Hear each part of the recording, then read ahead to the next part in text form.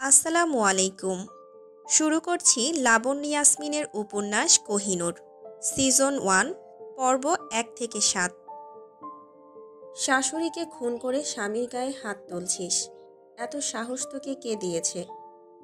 বাইরে এখনো আমার মায়ের লাশ পড়ে আছে। কেন করলি বল? 2 টাকার মেয়ে, তোকে খুন করে গুম করতে আমার 2 সেকেন্ডও লাগবে না। স্বামীর মুখে এই ধরনের কথা শুনতে হবে অধরা কল্পনাও করেনি। লোকটা শান্ত আর ভদ্রলোক। কখনো দরকার ছাড়া অধরার সঙ্গে গত 1 বছরে একটা শব্দ উচ্চারণ করেনি। যখন যা চেয়েছে পেয়েছে। এই বাড়ির সবাইকেও নিজের মনে করে। তাছাড়া 5-5টা ননদের মধ্যে ও নিজেকে মানিয়ে নিয়েছে। ওরা ভুলেও অধরার আশেপাশে ঘেঁষে না, শুধু শাশুড়ি মা ছাড়া। সেই শাশুড়িকে ও কিভাবে মারতে পারে অধরার মাথায় আসছে না। আজ সন্ধ্যায় শাশুড়ি মা ওকে ছাদে ডেকেছিল। কেন ডেকেছিল সেগুলো কাউকেই বলতে পারবে না। শাশুড়ি মা ওর হাতে একটা কাগজ ধরিয়ে দিয়ে বলেছিল, এটা ধরো। এর চাইতে বেশি কিছু বলার অধিকার আমার নেই। এটা গোপনে রাখবে। এই বাড়ির কাউকে বিশ্বাস করবে না, এমনকি নিজের স্বামীকেও না। নিজের আর তোমার মধ্যে থাকা মহামূল্যবান রত্নের খেয়াল রাখবে। পারলে দ্রুত পালিয়ে যাও। আমার আলমারির ডয়ারে কিছু দরকারি জিনিস আছে, তোমার কাজে লাগবে। এখন নিচে যাও দ্রুত। অধরা কিছু বলতে চেয়েছিল, কিন্তু হলো না। তার আগে উনি ধমক দিয়ে ওকে নিচে পাঠিয়ে দিলেন। অধরা নিচে আসার সঙ্গে সঙ্গেই বাইরে হইচই পড়ে গেল। অধরা দৌড়ে গিয়ে দেখল ওর শাশুড়ি নিচে পড়ে আছে। চারদিকে রক্তের ছড়াছড়ি। কি ভয়ঙ্কর দৃশ্য! অধরা সেখানেই জ্ঞান হারালো। যখন জ্ঞান ফিরল দেখতে পেল ওর রুমে শুয়ে আছে, আর ওর স্বামী জুবায়ের ফারুকী ওর দিকে অগ্নিদৃষ্টিতে তাকিয়ে আছে। ওর চোখ খুলতে দেরি হলো, কিন্তু লোকটা ওর উপরে ঝাঁপিয়ে পড়তে দেরি করল না। গলা আটকে ধরল। অধরার মনে হলো এক্ষুনি বুঝি মারা যাবে। তাই উপায়ন্তর না পেয়ে লাথি বসিয়ে দিয়েছিল স্বামী নামক লোকটার বুকে। শক্তিশালী জুবায়েরের সঙ্গেও পারবে কিভাবে?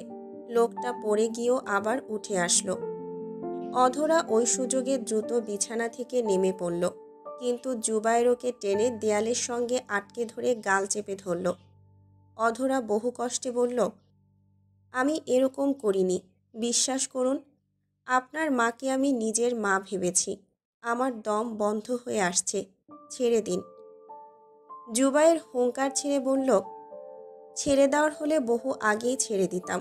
তোর ভাগ্য ভালো, তোকে দরকার আমার, খুব দরকার। প্রয়োজন শেষ হলে এই পৃথিবী থেকে তোর নাম নিশান আমি চিরকালের জন্য মুছে দেব। তুই সুলতান জুবায়ের ফারুকীর নখের যোগ্য না। কথাটা বলে জুবায়ের ওকে ধাক্কা দিয়ে ফেলে দিয়ে দরজা ধপাস করে বন্ধ করে চলে গেল। অধরা তাল সামলাতে না পেরে ছুটে গিয়ে ফ্লোরে পড়ল। খাটের কোণা লেগে কপালের কিছু অংশ কেটে গেল। অধরা কপালে হাত রেখে উঠে বসল। ব্যথা আজ শরীরে না, মনে লাগছে। শাশুড়ির মৃত্যুর পরে ওর দুনিয়াটা কেমন বদলে গেল। এতদিন তো ভালোই ছিল। বিয়েটা হয়েছিল পারিবারিকভাবে। বিয়ের 1 মাসের মাথায় সড়ক দুর্ঘটনায় ওর বাবা মা মারা গিয়েছিল। অধরা বাবা মায়ের একমাত্র সন্তান হওয়ার দরুন অন্তিম যাত্রার সাক্ষী হতে পারলেও আর কখনো সেখানে ওর পা রাখতে পারেনি। বাবা মাকে ভেবে ও কাঁদবে, কষ্ট হবে, এই ভেবে শাশুড়ি ওকে যেতে মানা করত, আগলে রেখেছিল। যখন যা লেগেছে পেয়েছে, বাড়ির বাইরে যাওয়ার দরকার হয়নি। সুলতান জুবায়ের ফারুকী একজন ভালো ব্যবসায়ী আর বেশ প্রভাবশালী লোক। বাড়িতে কাজের লোকের অভাব নেই, কিন্তু সবাই কেমন চুপচাপ। দরকার ছাড়া এই বাড়িতে কোনো শব্দই উচ্চারণ হয় না। 5টা ননদ, সবগুলো বিবাহ উপযুক্ত। এক কথায় আগুন সুন্দরী, যাদের দেখলে মানুষ না ভেবে সবাই পরি ভেবে ভুল করবে। কিন্তু যাদেরও কলঙ্ক আছে। এই মেয়েগুলো তেমনই একটা অভিশাপ বহন করে। এরা বোবা, কথা বলতে পারে না। আধুনিক পোশাক আর চলনভঙ্গিতে এদের জুড়ি মেলা ভার। অধরা এদের রূপের কাছে কিছুই না। কথাগুলো ভেবে অধরা দ্রুত নিজের শাড়ির আঁচলে থাকা কাগজটা বের করে চোখের সামনে ধরল। গোটা গোটা অক্ষরে লেখা আছে, বধির বোবা বলবে, বাক্য ঝরবে, তখন লাল রক্ত। উষাকালে খুলবে দুয়ার, শান্ত হবে তিমির দুয়ার। একটা ধাঁধা, কিন্তু এর মানে কি হতে পারে অধরার জানা নেই। শাশুড়ি মায়ের মুখটা ওর ভীষণ মনে পড়ছে। অধরা কাগজটা দ্রুত লুকিয়ে বেরিয়ে আসলো। এরই মধ্যে লাশ দাফনের সব কার্যক্রম শুরু হয়ে গেছে। বাড়িতে সবাই সাদা পোশাক পরেছে। মেয়েরা মায়ের চারপাশে চুপচাপ বসে আছে, কিন্তু সবাই খুব স্বাভাবিক। কারো চোখেই কোনো পানি নেই। জুবায়ের বাইরে আছে। পুলিশ এসেছে ঘটনার তদন্ত করতে, কিন্তু জুবায়ের দুর্ঘটনা বলে চালিয়ে দিল। বেশ কিছু টাকা পুলিশের হাতে ধরিয়ে দিয়ে ওদেরকে বিদায় জানিয়ে ভেতরে আসলো। অধরা চুপচাপ শাশুড়ির মাথার কাছে গিয়ে বসল। ছাদ থেকে উনি কিভাবে পড়ে গেলেন, বিষয়টা নিয়ে ওর চিন্তা হচ্ছে।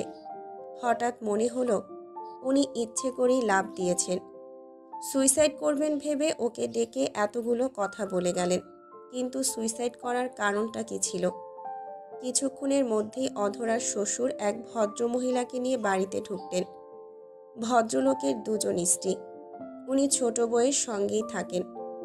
উনি হন্তদন্ত হয়ে মৃত বউয়ের পাশে বসলেন। তারপর অধরার দিকে শীতল নজরে তাকালেন। অধরা ভয়ে শিউরে উঠল। জুবায়ের ওর বাবাকে হয়তো সবটাই বলে দিয়েছে।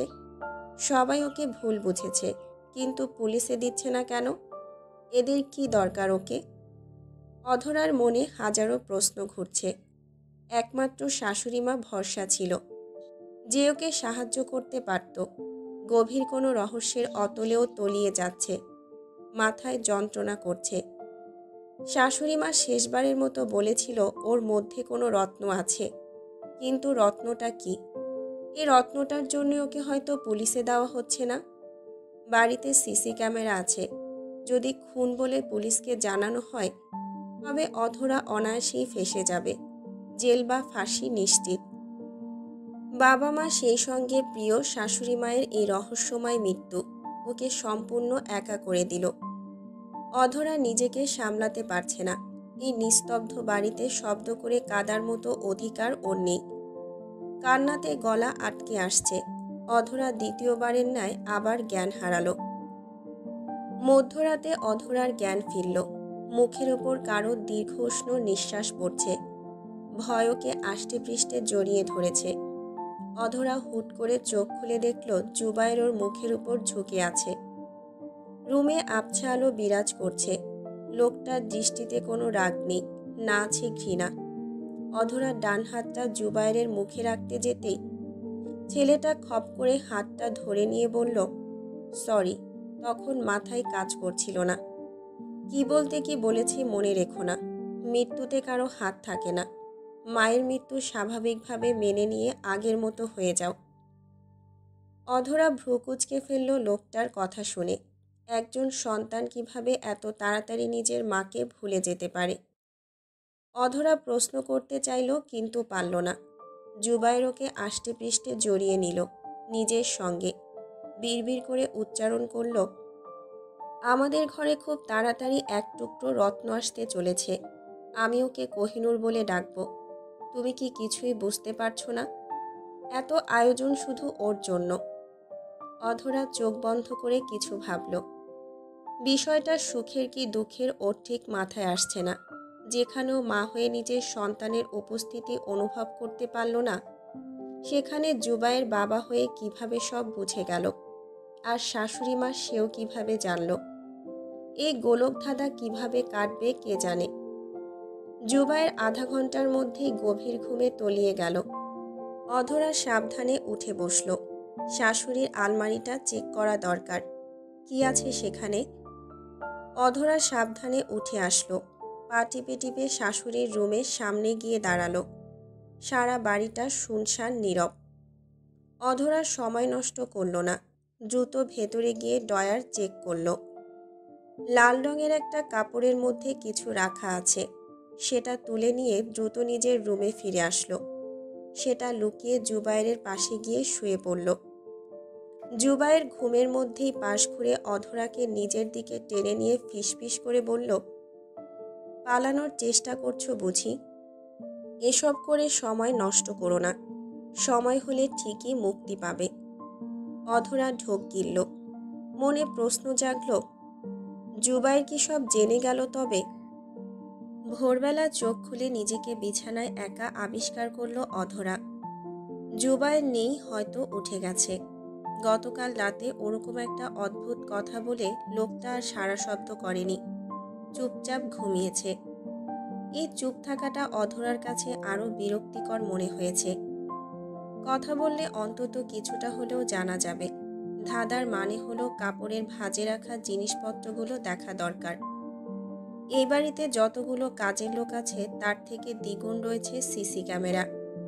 বেডরুমে ক্যামেরা থাকার সম্ভাবনা থাকার কথা না, কিন্তু সাবধানের মান নেই। কথাগুলো ভেবে ও আশেপাশে ভালো করে চোখ বুলিয়ে নিয়ে আয়নার সামনে গিয়ে নিজেকে দেখে নিল। পরনে আছে মায়ের দেওয়া কালো রঙের সুতি সিল্কের শাড়ি। যদিও অধরা শাড়ি পরে না, গতকাল মায়ের কথা প্রচণ্ড মনে হওয়ার দরুন শাড়ি পরেছিল। জুবায়ের কখনোই স্ত্রীর রূপের প্রশংসা করে না, ওর জন্য সাজার দরকার হয় না। অধরার বাবা মা ছিলেন বাঙালি, এটা জার্মানির একটা শহর। অধরার জন্ম হয়েছে জার্মানিতে আসার পরে। ওর বাবা নওশাদ বাড়ি ছিলেন প্রচণ্ড মেধাবী একজন মানুষ। পড়াশোনার খাতিরে পাড়ি জমিয়েছিলেন বাংলাদেশ থেকে সুদূর জার্মানিতে। এখানে এসে স্বদেশী সহপাঠীর প্রেমে পড়ে তাকে বিয়ে করে ফেলেন। পড়াশোনা শেষে এখানেই থেকে গেলেন। উনি পেশায় ছিলেন একজন প্রফেসর। অধরা বাবা মায়ের থেকে ভালো বাংলা বলতে শিখেছিল। লেখাপড়া শেষ হওয়ার আগে একদিন সুলতান পরিবার থেকে বিয়ের প্রস্তাব গেল বাড়িতে। তাছাড়া অধরার বাবা চেয়েছিলেন মেয়ের বিয়ে যেন কোনো বাঙালি পরিবারে হয়। সুলতান জুবায়ের ফারুকীর পরিবার বাংলাদেশ থেকে এই শহরে বহুকাল আগে এসেছে। ওরা এখানকার স্থানীয়দের সঙ্গে মিলেমিশে গেছে। বোঝা কঠিন ওরা আগে বাঙালি ছিল। এই অর্থ সম্পদের পাহাড়েরা কিভাবে রপ্ত করেছে এটা সকলের অজানা।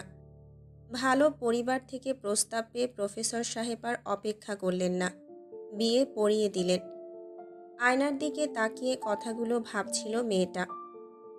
গতকাল জুবায়ের বলছিল ও 2 টাকার মেয়ে, ওর সঙ্গে জুবায়ের ফারুকীর যায় না। স্বামীর থেকে এত বড় কথাটা শোনার পর শক্ত থাকা কঠিন। তবুও ওর তেমন একটা রাগ হচ্ছে না। মনের মধ্যে শাশুড়ি মায়ের মৃত্যু নিয়ে নানা রকম কথা ঘুরপাক খাচ্ছে। অধরা আনমনে আয়নায় নিজের হাতটা দেখে চমকে উঠে হাত ফিরিয়ে নিল, আবারও হাত ছোঁয়ালো। প্রচণ্ড ঘৃণাতে ওর বমি আসছে। একজন লোক কতটা নিকৃষ্ট হলে নিজের বেডরুমের আয়নার মধ্যে ক্যামেরা লুকিয়ে রাখতে পারে সেটা ওর জানা নেই। প্রায়ও এই আয়নার সামনে দাঁড়িয়ে নিজের ড্রেস ঠিকঠাক করে, আবার কখনো চেঞ্জও করেছে। ড্রেসিং টেবিল থেকে বেড খুব ভালো করেই দেখা যায়। অধরা দ্রুত বাথরুমে গিয়ে মুখে কয়েকবার পানির ঝাপটা দিয়ে আবারও চেক করতে আয়নায় হাত রাখল। এখানে কিছু নেই, এই ভেবে স্বস্তি পেল। ভাবল লোকটার মাথায় কি চলছে কে জানে। বাবা মার শাশুড়ির জন্য ওর প্রাণ কাঁদছে, কিন্তু ওকে দুর্বল করছে না। ও যথেষ্ট শক্ত ধাঁচের মেয়ে। শুধু ফ্যাচ ফ্যাচ করে কাঁদলেই সব সমস্যার সমাধান হবে না। এই বাড়ির রহস্য আর শাশুড়ির এভাবে সুইসাইডের কারণ ওকে বের করতে হবে। কথাগুলো ভেবেও দ্রুত বেরিয়ে পড়ল। পুনরায় আয়নার সামনে দাঁড়িয়ে নিজেকে দেখার সাহস ওর হলো না। হঠাৎ মনে হলো প্রচণ্ড ক্ষুধা পেয়েছে।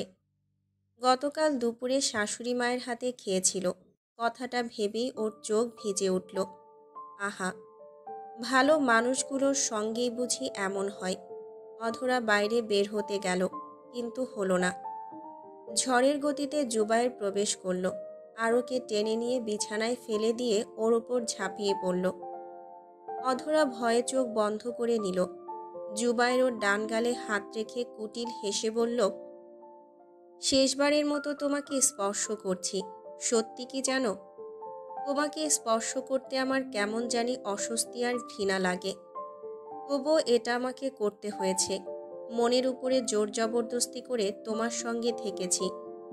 কতটা যন্ত্রণা হয়েছে সেটা শুধু আমি আর আমার হৃদয় জানে। তুমি তো কষ্ট পাওনি, বরং বেশ উপভোগ করেছ। আমার ঐশ্বর্য, আমার ভালোবাসার সবটা। এগুলো তোমার জন্য ছিল না, সবটা ছিল কোহিনূরের জন্য।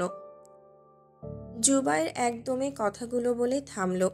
অধরা বিস্মিত হয়ে লোকটার দিকে তাকিয়ে আছে। অপমানবোধ ওকে আষ্টেপৃষ্ঠে জড়িয়ে ধরেছে। বুঝতে অসুবিধা হচ্ছে না এই লোকটা ওকে শুধু ব্যবহার করেছে। অধরা দ্রুত শপথ নিল এদের পরিকল্পনা ও কিছুতেই সফল হতে দেবে না। দরকার হলে নিজেকেও শেষ করে ফেলবে। কথাটা ভেবে ও জুবায়েরকে নিজের উপর থেকে সরানোর চেষ্টা করল।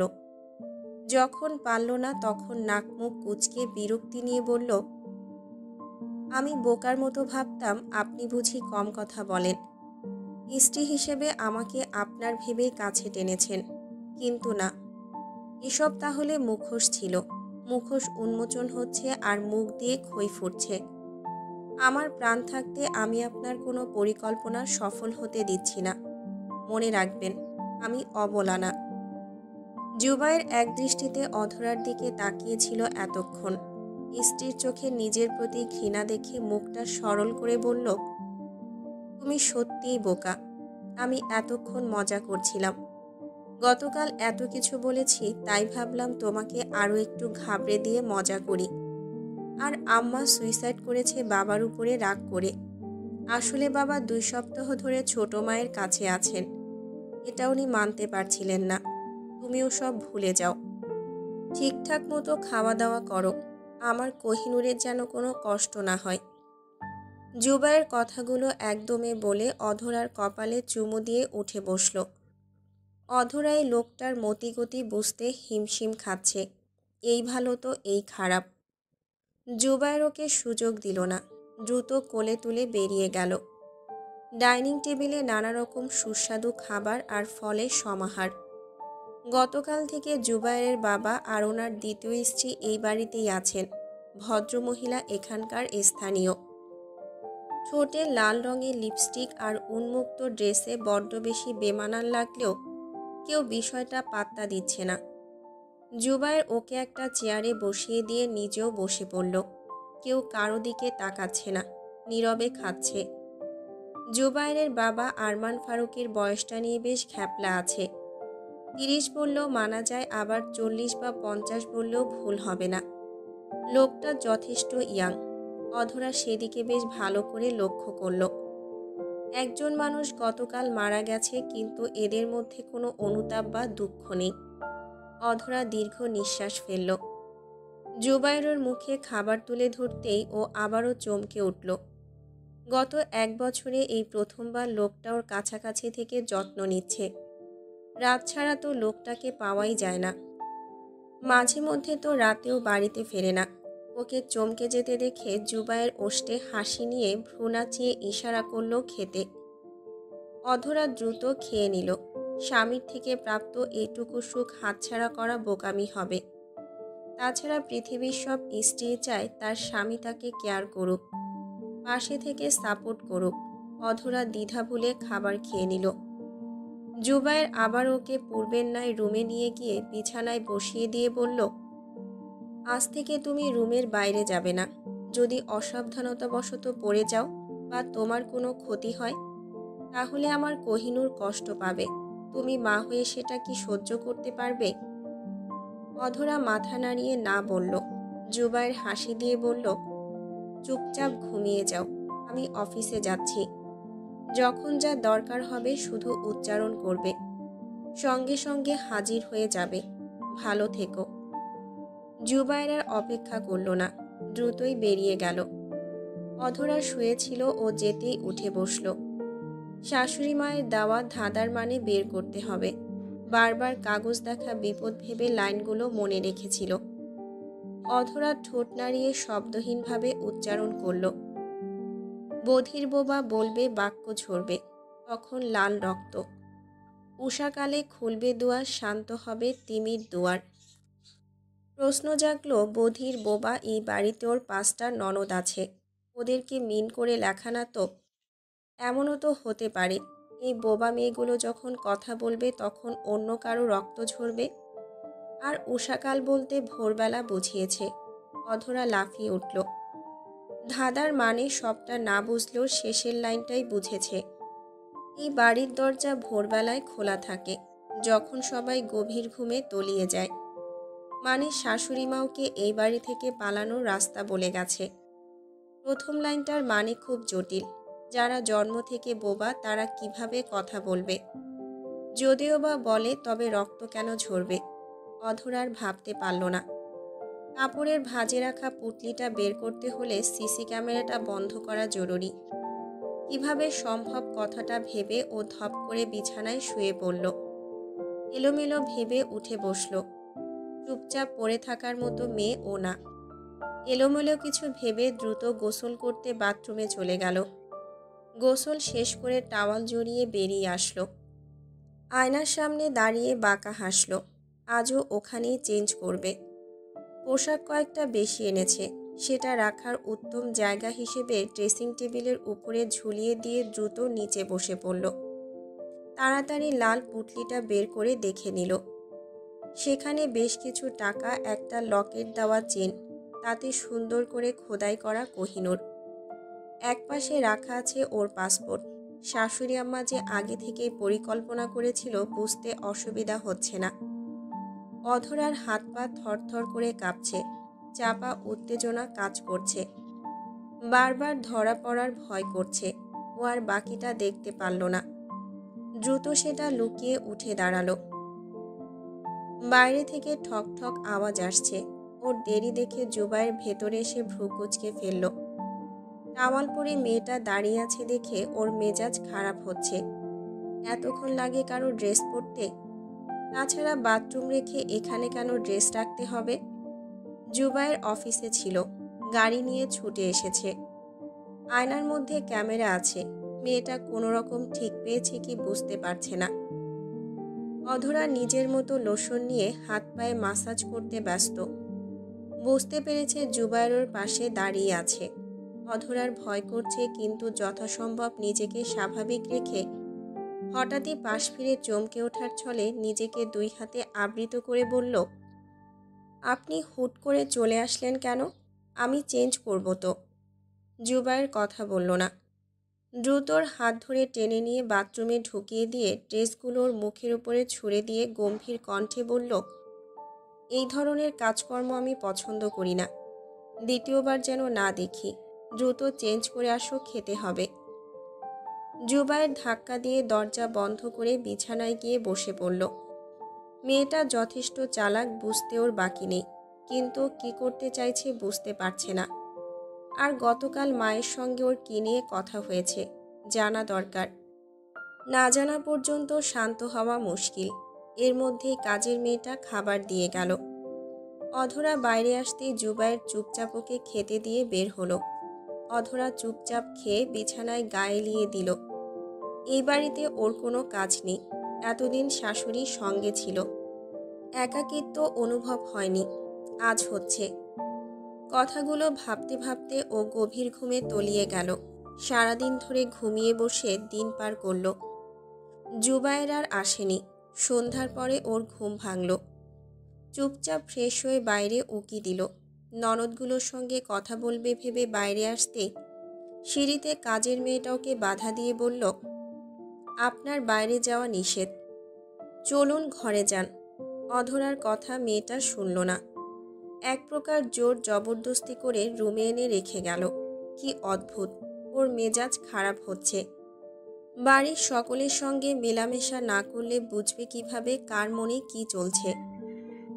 নিস্তব্ধ হলরুম, চারিদিকে আবছা অন্ধকার।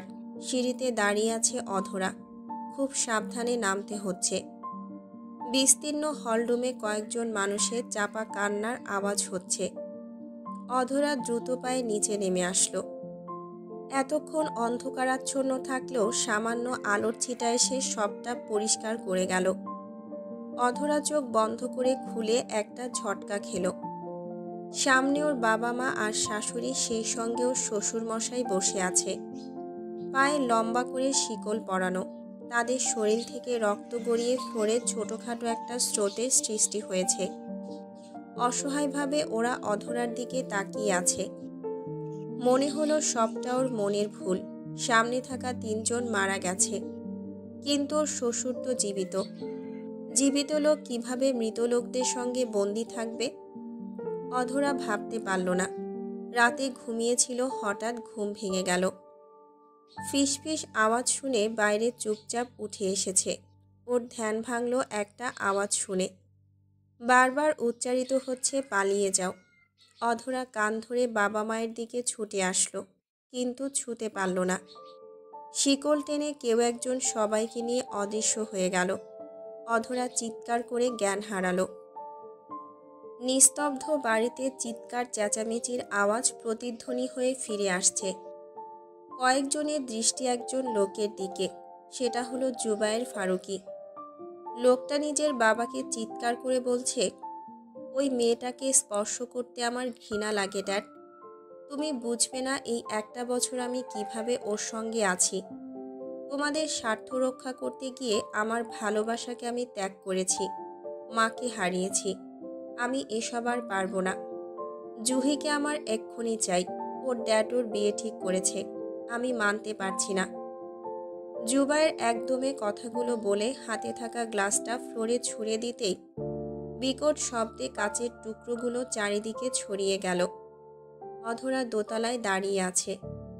গতকাল রাতে জ্ঞান হারানোর পর সকালে জ্ঞান ফিরেছে। রাতে দেখা ওটার স্বপ্ন কি বাস্তব এখন আর মনে পড়ছে না। পুরোপুরি রহস্য। এই বাড়িতে প্রথমবার উচ্চকণ্ঠে আওয়াজ হচ্ছে। কি নিয়ে ঝগড়া বিষয়টা জানার জন্যই বাইরে এসেছে। আজ দুদিন ধরে যা হচ্ছে তাতে এরকম কিছু হবে অস্বাভাবিক কিছু না। তবুও কষ্ট হচ্ছে, প্রচণ্ড কষ্ট। লোকটা কত সুন্দর করে এতদিন ওর সঙ্গে অভিনয় করল। অধরা বুঝতেই পারছে না এদের এই ঝামেলার মধ্যে ও কিভাবে জড়িয়ে পড়ল। জুবায়ের জুহি নামের মেয়েটাকে পছন্দ করে, তাহলে ওকে বিয়ে না করে অধরাকে বিয়ে করেছিল কেন? কোহিনূরের জন্য? কিন্তু সে তো জুহিকে বিয়ে করলেও হতো। কি এমন দরকার ছিল যার জন্য ওকে টোপ হিসেবে ব্যবহার করা হলো? একদিকে রহস্যের মায়াজাল, অন্যদিকে জুবায়েরের দেওয়া আঘাত। বিবাহিত স্ত্রীকে স্পর্শ করতে ওর ঘৃণা লাগে। এতদিন যা কিছু হয়েছে লোকটার নিজের ইচ্ছার বিরুদ্ধে। ভাবতে অধরার শরীর শিউরে উঠল। নিজেকেই ছোট লাগছে। শাশুড়ি মায়ের মুখটা এই মুহূর্তে খুব মনে পড়ছে। উনি থাকলে এসব কিছুই হতো না। জুবায়েরের বাবা আরমান ফারুকের কথা শুনে ওর ধ্যান ভাঙল। লোকটা চাপা কণ্ঠে বলল, উচ্চ শব্দে কথা বলতে মানা করেছিলাম। আজ পর্যন্ত তোমার কোনো ইচ্ছা আমি অপূর্ণ রেখেছি? রাখিনি তো।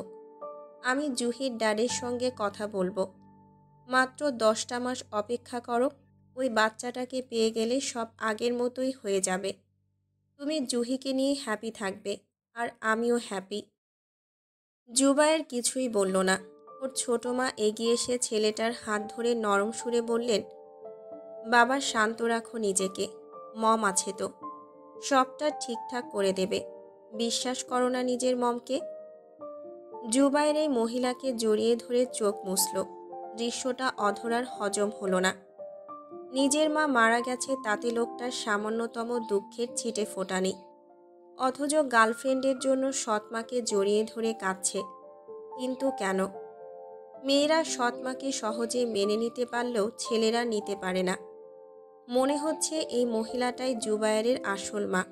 বিষয়টা ভেবে ও কান্না ভুলে গেল। মনে হলো এটাই ঠিক। এতদিন আরমান ফারুকী বাড়িতে আসতেন না। যখন প্রথম স্ত্রী মারা গেল ঠিক তখনই বাড়িতে আসলেন, তাও আবার দ্বিতীয় স্ত্রীকে নিয়ে। এই পরিবারটাতে জুবায়েরের প্রথম মায়ের কোনো ভূমিকাই ছিল না। এই ছেলে মেয়ে সবটা এই মহিলার। তার জন্য এদের কোনো দুঃখ হচ্ছে না। তার জন্য ভদ্রমহিলাকে মৃত্যুর আগে এভাবে সাহায্য করতে চেয়েছে। বিষয়টা ভেবে ও দ্রুত রুমে চলে গেল। চারদিকে শুধু রহস্য আর রহস্যের গন্ধ। মাথা আউলে যাচ্ছে। হঠাৎ জুহির কথা ভেবেই ওর মেজাজ খারাপ হলো। কিছুক্ষণের মধ্যে জুবায়ের ভেতরে প্রবেশ করল। অধরা শুধু লোকটার মুখের দিকে তাকিয়ে থাকল। জুবায়ের চুপচাপ ওর পাশে বসে হাতটা ওর কপালে রাখতে যেতেই অধরা পিছিয়ে গিয়ে বলল, প্লিজ স্পর্শ করবেন না। জুবায়ের ভ্রু কুঁচকে বলল, কেন? আপনার ছোঁয়া আমার বিষাক্ত লাগছে। আমি চাই না আপনি আর কখনো আমাকে স্পর্শ করেন। তাছাড়া গতকাল আপনি নিজেই বলেছেন আমাকে আর স্পর্শ করবেন না। জুবায়ের থতমত খেয়ে বসে আছে। ভাবল বাইরের চেঁচামেচি কি মেয়েটা শুনতে পেয়েছে। মাথায় ছিল না তখন রাগের জন্য কি না কি বলেছে। এখন আফসোস করতে হচ্ছে। জুবায়ের চোখ বন্ধ করে ভাবল মেয়েটা কতটুকু জানে ওর বিষয়ে।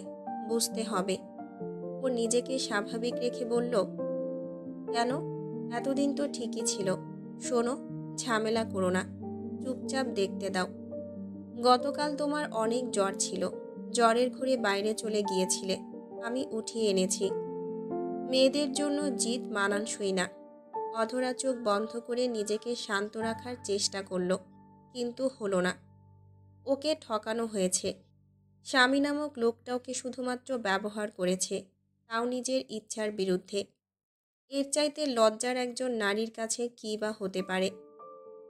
রাগে ক্ষোভে অধরার শরীর কাঁপছে, চোখে পানি চলে এলো। নিজেকে আজ নিয়ন্ত্রণ করতে পারবে না। ঝাঁঝালো কণ্ঠে বলল, একদম নাটক করবেন না। বংশধর চাই সেজন্যই আমাকে বিয়ে করেছেন, তাই না? সুলতান জুবায়ের ফারুকী আপনার বা আপনার বাবার কোনো পরিকল্পনা আমি সফল হতে দেব না। আমার জীবন থাকতে তো না। অধরা থরথর করে কাঁপছে। জুবায়ের বুঝে গেল মেয়েটা সবই শুনেছে, এখন আর লুকিয়ে কোনো লাভ হবে না। নিজেকে স্বাভাবিক রেখে বলল, অনেক কিছুই জানো দেখি, ভালো হয়েছে আর লুকিয়ে রাখতে হবে না। আর কি যেন বলছিলে? শোনো, স্ত্রীদের কাজ হচ্ছে বংশধর দেওয়া আর স্বামীর মনোরঞ্জন করা। আমি তো তোমার কাছে শুধু এটাই চেয়েছি, আমার বিশাল এই ঐশ্বর্য ভোগ করছো তুমি। না চাইতেই দামি দামি গহনা পোশাক পাচ্ছ, এটা তো এমনি এমনি না। জুবায়ের ফারুকী ব্যবসায়ী মানুষ, কিভাবে নিজের আখের গোছাতে হয় ভালোভাবে জানে। অধরা জ্বলে উঠল লোকটার কথা শুনে। ওর সামনে থাকা এই মানুষটা পৃথিবীর সবচাইতে নিকৃষ্ট মানব বলে মনে হচ্ছে। ঝাঁঝালো কণ্ঠে উত্তর দিল, এই মুহূর্ত থেকে আপনি আমার চোখের সামনে থেকে দূর হয়ে যান। কখনো আপনার মুখ যেন আমাকে দেখতে না হয়। ছি, আপনি সত্যিই মানুষ না, হৃদয়হীন পাষাণ। কিভাবে পারলেন একটা মেয়ের জীবন নষ্ট করতে? মুক্তি দিন আমাকে। আমি চাই না আপনার ধন সম্পদ আর ঐতিহ্য। জুবায়ের চোখ বন্ধ করল। কি একটা ভেবে খুব শান্ত হয়ে বলল, 10টা মাস সময় দাও, আমি তোমাকে মুক্তি দেব। এই বাচ্চাটা আমাদের খুব দরকার। আচ্ছা, আমার মতো ছেলের গার্লফ্রেন্ড থাকাটা কি খুব অবাক হওয়ার মতো কঠিন কাজ? যুবক ছেলেদের গার্লফ্রেন্ড থাকতে নেই? আমি কি জানতাম তোমার সঙ্গে আমার বিয়ে হবে? জুহিকে ভালোবাসতাম, বাবা ওকে মানেনি, বরং কন্ডিশন চাপিয়ে দিল তোমাকে বিয়ে করতে হবে। আর যত তাড়াতাড়ি তোমার বেবি হবে তত তাড়াতাড়ি আমি তোমার থেকে মুক্তি পাব। বাচ্চাটা পেয়ে গেলেই তোমার মুক্তি হবে, সঙ্গে আমারও। জুবায়ের একদমে কথাগুলো বলে থামল। বোঝালো সে নিজেও ভুক্তভোগী। কিন্তু অধরা মানতে পারল না। একটা বাচ্চার জন্য ওকে এই বাড়ির বউ করে আনা হয়েছিল। এই বাচ্চাটার মধ্যে কি আছে? এরা এতটা মরিয়া কেন? অধরা কুটিল হাসল। প্রাণ থাকতেও এই বাচ্চাটা ওদের হাতে দেবে না। যতদিন বাচ্চাটা না হচ্ছে এরা ওর কোনো ক্ষতি করবে না। অধরা পালাবে, সুযোগ পেলেই পালাবে। পালানোর রাস্তা আর দরকারি জিনিসপত্র সবটাই হাতের মুঠোয়। এখন শুধু সময়ের অপেক্ষা। শাশুড়ি মায়ের রহস্যটা জানা দরকার। কথাগুলো ভেবে ও উত্তর দিল, বুঝলাম। এতটাই ভালোবাসেন জুহিকে যে নিজের মায়ের মৃত্যুতে আপনার কষ্ট হয়নি, কিন্তু গার্লফ্রেন্ডের বিয়ের খবর শুনে আপনার কষ্ট হচ্ছে। মায়ের সঙ্গে যে বেইমানি করতে পারে সে স্ত্রীর সঙ্গে করবে তাতে কোনো সন্দেহ নেই। এটা আপনার সঙ্গেই মানানসই। জুবায়ের এবার জ্বলে উঠল। মেয়েটা না জেনেই কথা বলছে। ওর ইচ্ছে হলো ঠাটিয়ে দুটো থাপ্পড় দিতে, কিন্তু দিতে পারল না। দাঁতে দাঁত চেপে বলল, আজে বাজে কথা বলবে না। যিনি মারা গেছেন উনি আমার নিজের মা ছিলেন না, তবুও আমি ওনাকে যথেষ্ট ভালোবাসি, শ্রদ্ধা করি। বাড়িতে যিনি আছেন উনি আমার মা। অধরা ভ্রু কুঁচকে ফেলল। যাকে এতদিন নিজের শাশুড়ি ভেবে এসেছিল সে আসলে ওর শাশুড়ি না। কিন্তু কে উনি? আর এতদিন এসব ওর থেকে গোপন রাখা হয়েছিল। আরও কত সত্যি আছে এই বাড়িতে। অধরা কাপা কণ্ঠে বলল, কে ছিলেন উনি? আপনার বাবার সঙ্গে ওনার কি সম্পর্ক? আর আপনার বোনেরা, ওরা কে? বাবারা ছিলেন যমজ দুই ভাই। চাচা মারা গেছেন, আর উনি আমার চাচিমা ছিলেন। এই বাড়ি আর অর্থ সম্পদ সব আমার চাচার ছিল। চাচার মৃত্যু হয়েছিল হঠাৎ সড়ক দুর্ঘটনায়। পরে চাচির দেখাশোনার দায়িত্ব নিলেন বাবা। যেহেতু বাবা দেখতে চাচার মতোই ছিল, তাই সকলে ভাবত চাচা বেঁচে আছেন। চাচি তো ঘরবন্দি ছিলেন। বাবার অর্থনৈতিক অবস্থা ভালো ছিল না। বাংলাদেশের থেকে একদম খালি হাতে এসেছিলেন। তবে বাবা কখনো দরকার ছাড়া এই বাড়িতে আসতেন না। সম্পত্তি চাচির নামে ছিল, ওনার কোনো ছেলে মেয়ে ছিল না। বাবার আমার মায়ের সঙ্গে বিয়ে হলো, যদিও আগে থেকেই তারা পরিচিত। আমাদের সব ভাই বোনদের বাবা চাচিমায়ের হাতে তুলে দিলেন। কাগজে কলমে সবটা আমাদের নামে করিয়ে নিলেন। চাচিমাও আমাদের নিজের সন্তানের মতোই লালন পালন করেছেন। যাই হোক, অনেক জেনে ফেলেছ, আর বলতে পারবো না। আপাতত ক্ষমা দাও, আর চুপচাপ খাবার খেয়ে নাও। প্রমিস, বাচ্চাটা আসলে তোমাকে আর আটকে রাখবো না। জুবায়ের একদমে নিজের বাবা মায়ের ইতিহাস বর্ণনা করে ফেলল। অধরা চোখ বন্ধ করে বুঝে নিল এদের বিষয়টা। জুবায়েরকে ওর একদমই পছন্দ হচ্ছে না। স্বার্থপর মানুষ একটা। বাচ্চার জন্য কতটা জঘন্য একটা কাজ করেছে, তবুও মনে কোনো অনুতাপ নেই। এই লোকটাকেও ভয়ানক শাস্তি দেবে। গতকাল রাতের দেখা দৃশ্যটার মানেও এতক্ষণে বুঝতে পারল। মনে হলো এদের সবাইকে পরিকল্পিতভাবে হত্যা করা হয়নি তো। সকালে জুবায়ের বাসা থেকে বেরিয়েছে আর ফিরে আসেনি। বিকেল হতে চলেছে। আজকে হয়তো আসবেও না, জুহির সঙ্গে থাকবে। এখানে বউ গার্লফ্রেন্ড এসব ডাল ভাতের মতো। একজন ছেলের একাধিক গার্লফ্রেন্ড থাকাটা মনে হয় ফ্যাশন। এত এত কাহিনী জানার পরেও মাথাটা কেমন ঝিমঝিম করছিল। শাশুড়ি মা বলে যাকে জেনে এসেছে তাকেও শাশুড়ি বলে মানে। জুবায়ের ঠিক নিজের মায়ের মতো। এই বয়সে এসব ভদ্রমহিলা বাচ্চাদের ড্রেস পরে ঘোরাঘুরি করে। মেয়েগুলোও তাই। কথা বলতে জানলে এরা যে কি করতো আল্লাহই ভালো জানেন। হঠাৎ ওর সেই ধাঁধার কথা মনে পড়ল। অধরা চুপচাপ বেলকনিতে গিয়ে দাঁড়াতে একটা অনাকাঙ্ক্ষিত দৃশ্যর চোখে পড়ল। বাড়ির গেটের সামনে জুবায়ের এক মেয়ের সঙ্গে গভীর চুম্বনে লিপ্ত। আশেপাশের লোকজন আছে, ওরা যেন ভুলে গেছে। অধরার চোখ ছলছল করে উঠল। জুবায়েরকে ও ঘৃণা করে, তবুও লোকটা ওর স্বামী। ওর গা গুলিয়ে আসলো। দ্রুত বাথরুমে গিয়ে বমি করে দিল। কয়েকবার বমির পরে শরীর থরথর করে কাঁপতে লাগলো। শরীর হঠাৎ করেই দুর্বল হতে শুরু করেছে। ঘুম হচ্ছে, ক্ষুধা বেড়েছে। মাতৃকালীন সমস্যাগুলো দেখা দিচ্ছে। অধরা বাথরুম থেকে বাইরে এসে দেখতে পেল একজন কাজের মেয়ে ফল কাটছে। অধরা দ্রুত মেয়েটার কাছে গিয়ে বলল, আপনি চলে যান, আমি কাটতে পারবো। স্যারের হুকুম না মানলে শাস্তি আছে ম্যাম। অধরা কিছু একটা ভেবে পাশে বসে পড়ল। এক টুকরো আপেল মুখে পুরে নিয়ে বলল, ও আচ্ছা, আমি পানি খেতে চাই, আনতে পারবে নাকি আমি যাব? না না ম্যাম, আমি যাচ্ছি। মেয়েটা দ্রুত উঠে গেল। অধরা অপেক্ষা করল না। আয়নার দিকে পেছন ঘুরেছিল, তাই ফল কাটার ছুরিটা দ্রুত নিজের কাপড়ের নিচে লুকিয়ে ফেলল। এটাই তো দরকার ওর। এটা দিয়েও জুবায়েরকে খুন করে নিজেও সুইসাইড করবে। কোহিনূর বলে এই পৃথিবীতে কোনো মেয়ের জন্ম হবে না। পাপের দুনিয়ায় প্রবেশ করে নিজের মায়ের মতো ভুল কখনোই সে করবে না। অধরা নিজের পেটে হাত রেখে বিড়বিড় করে বলল, মাম্মাকে ক্ষমা করে দিস মা। জুবায়ের জুহিকে নিয়ে ঘুরতে গিয়েছিল। মায়ের সঙ্গে দেখা করানোর জন্য বাড়িতে এনেছে।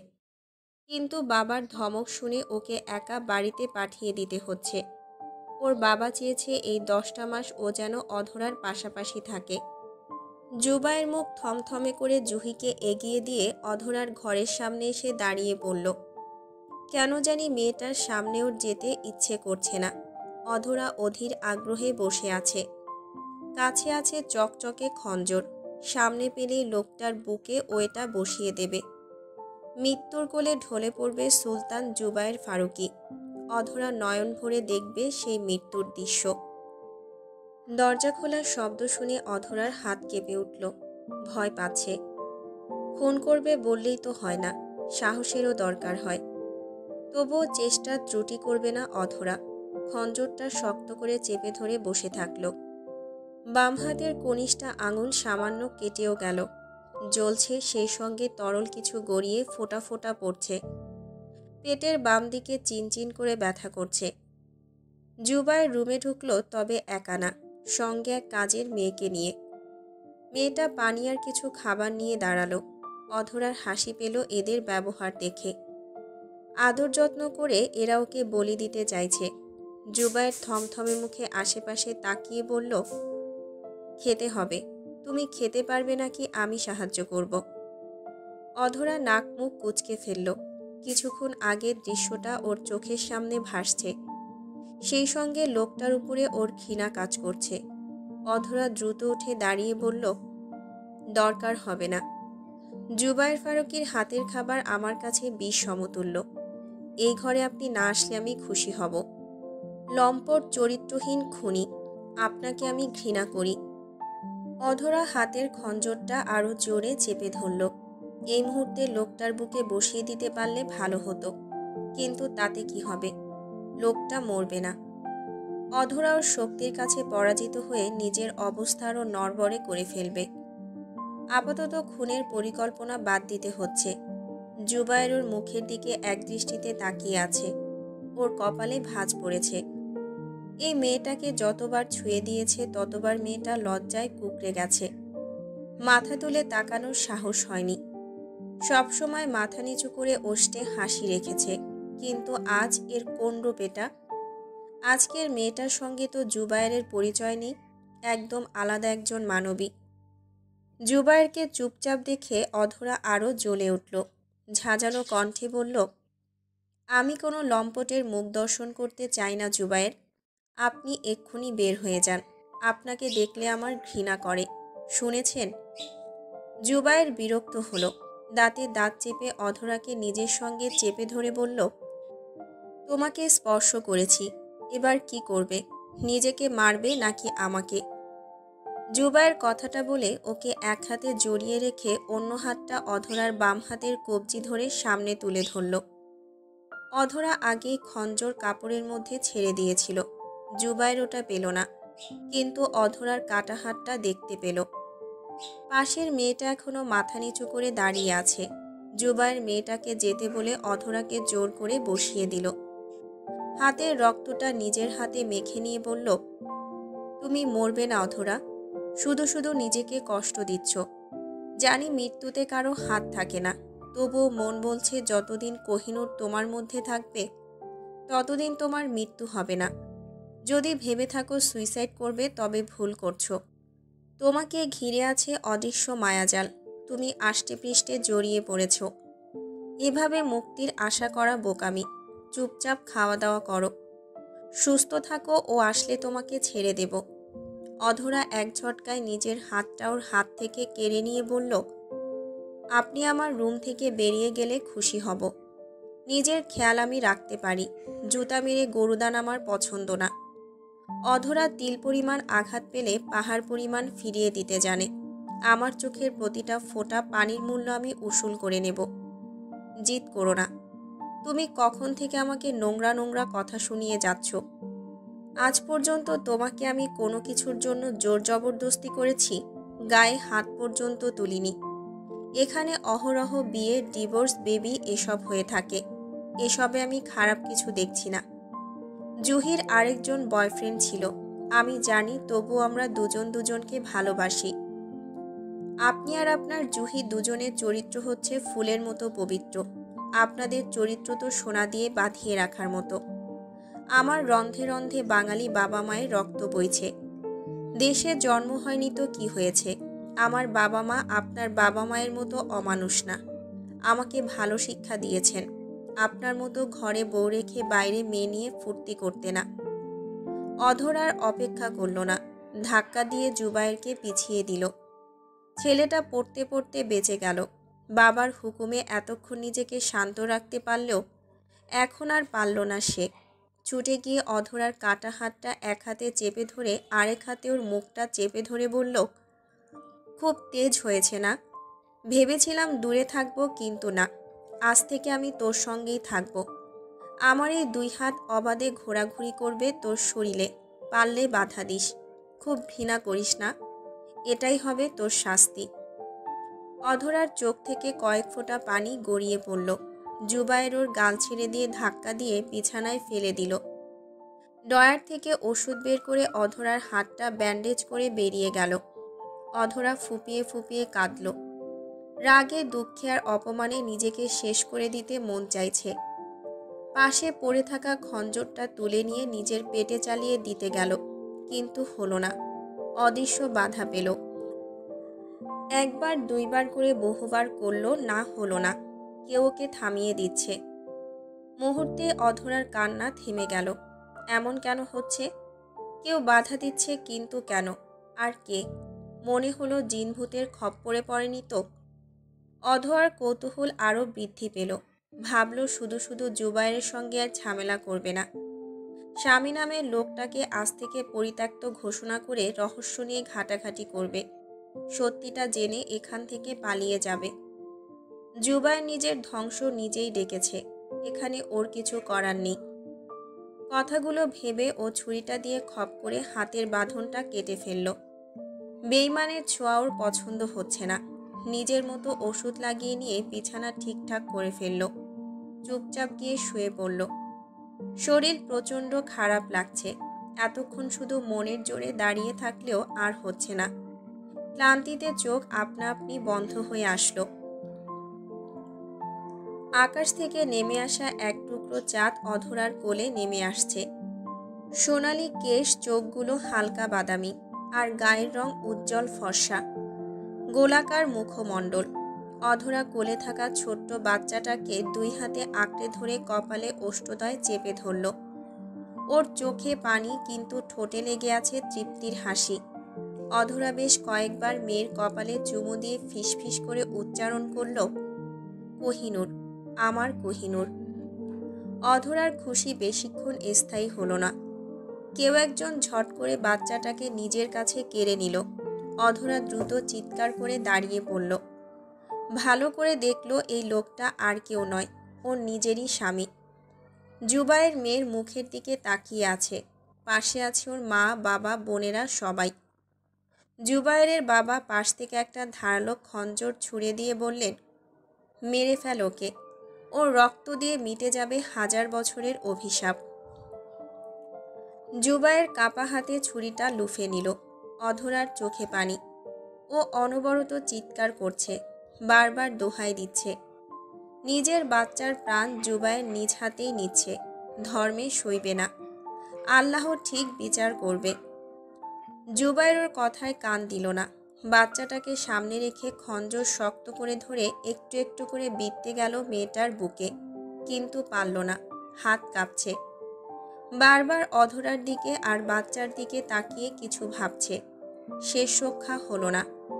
পাশ থেকে আরমান ফারুকী ওর হাত থেকে খঞ্জরটা কেড়ে নিয়ে নিজেই হাত চালাতে গেল। অধরা ছুটে গিয়ে ছুরিটা কেড়ে নিতে চাইল, কিন্তু সেটা বিঁধল ওর কোমরে।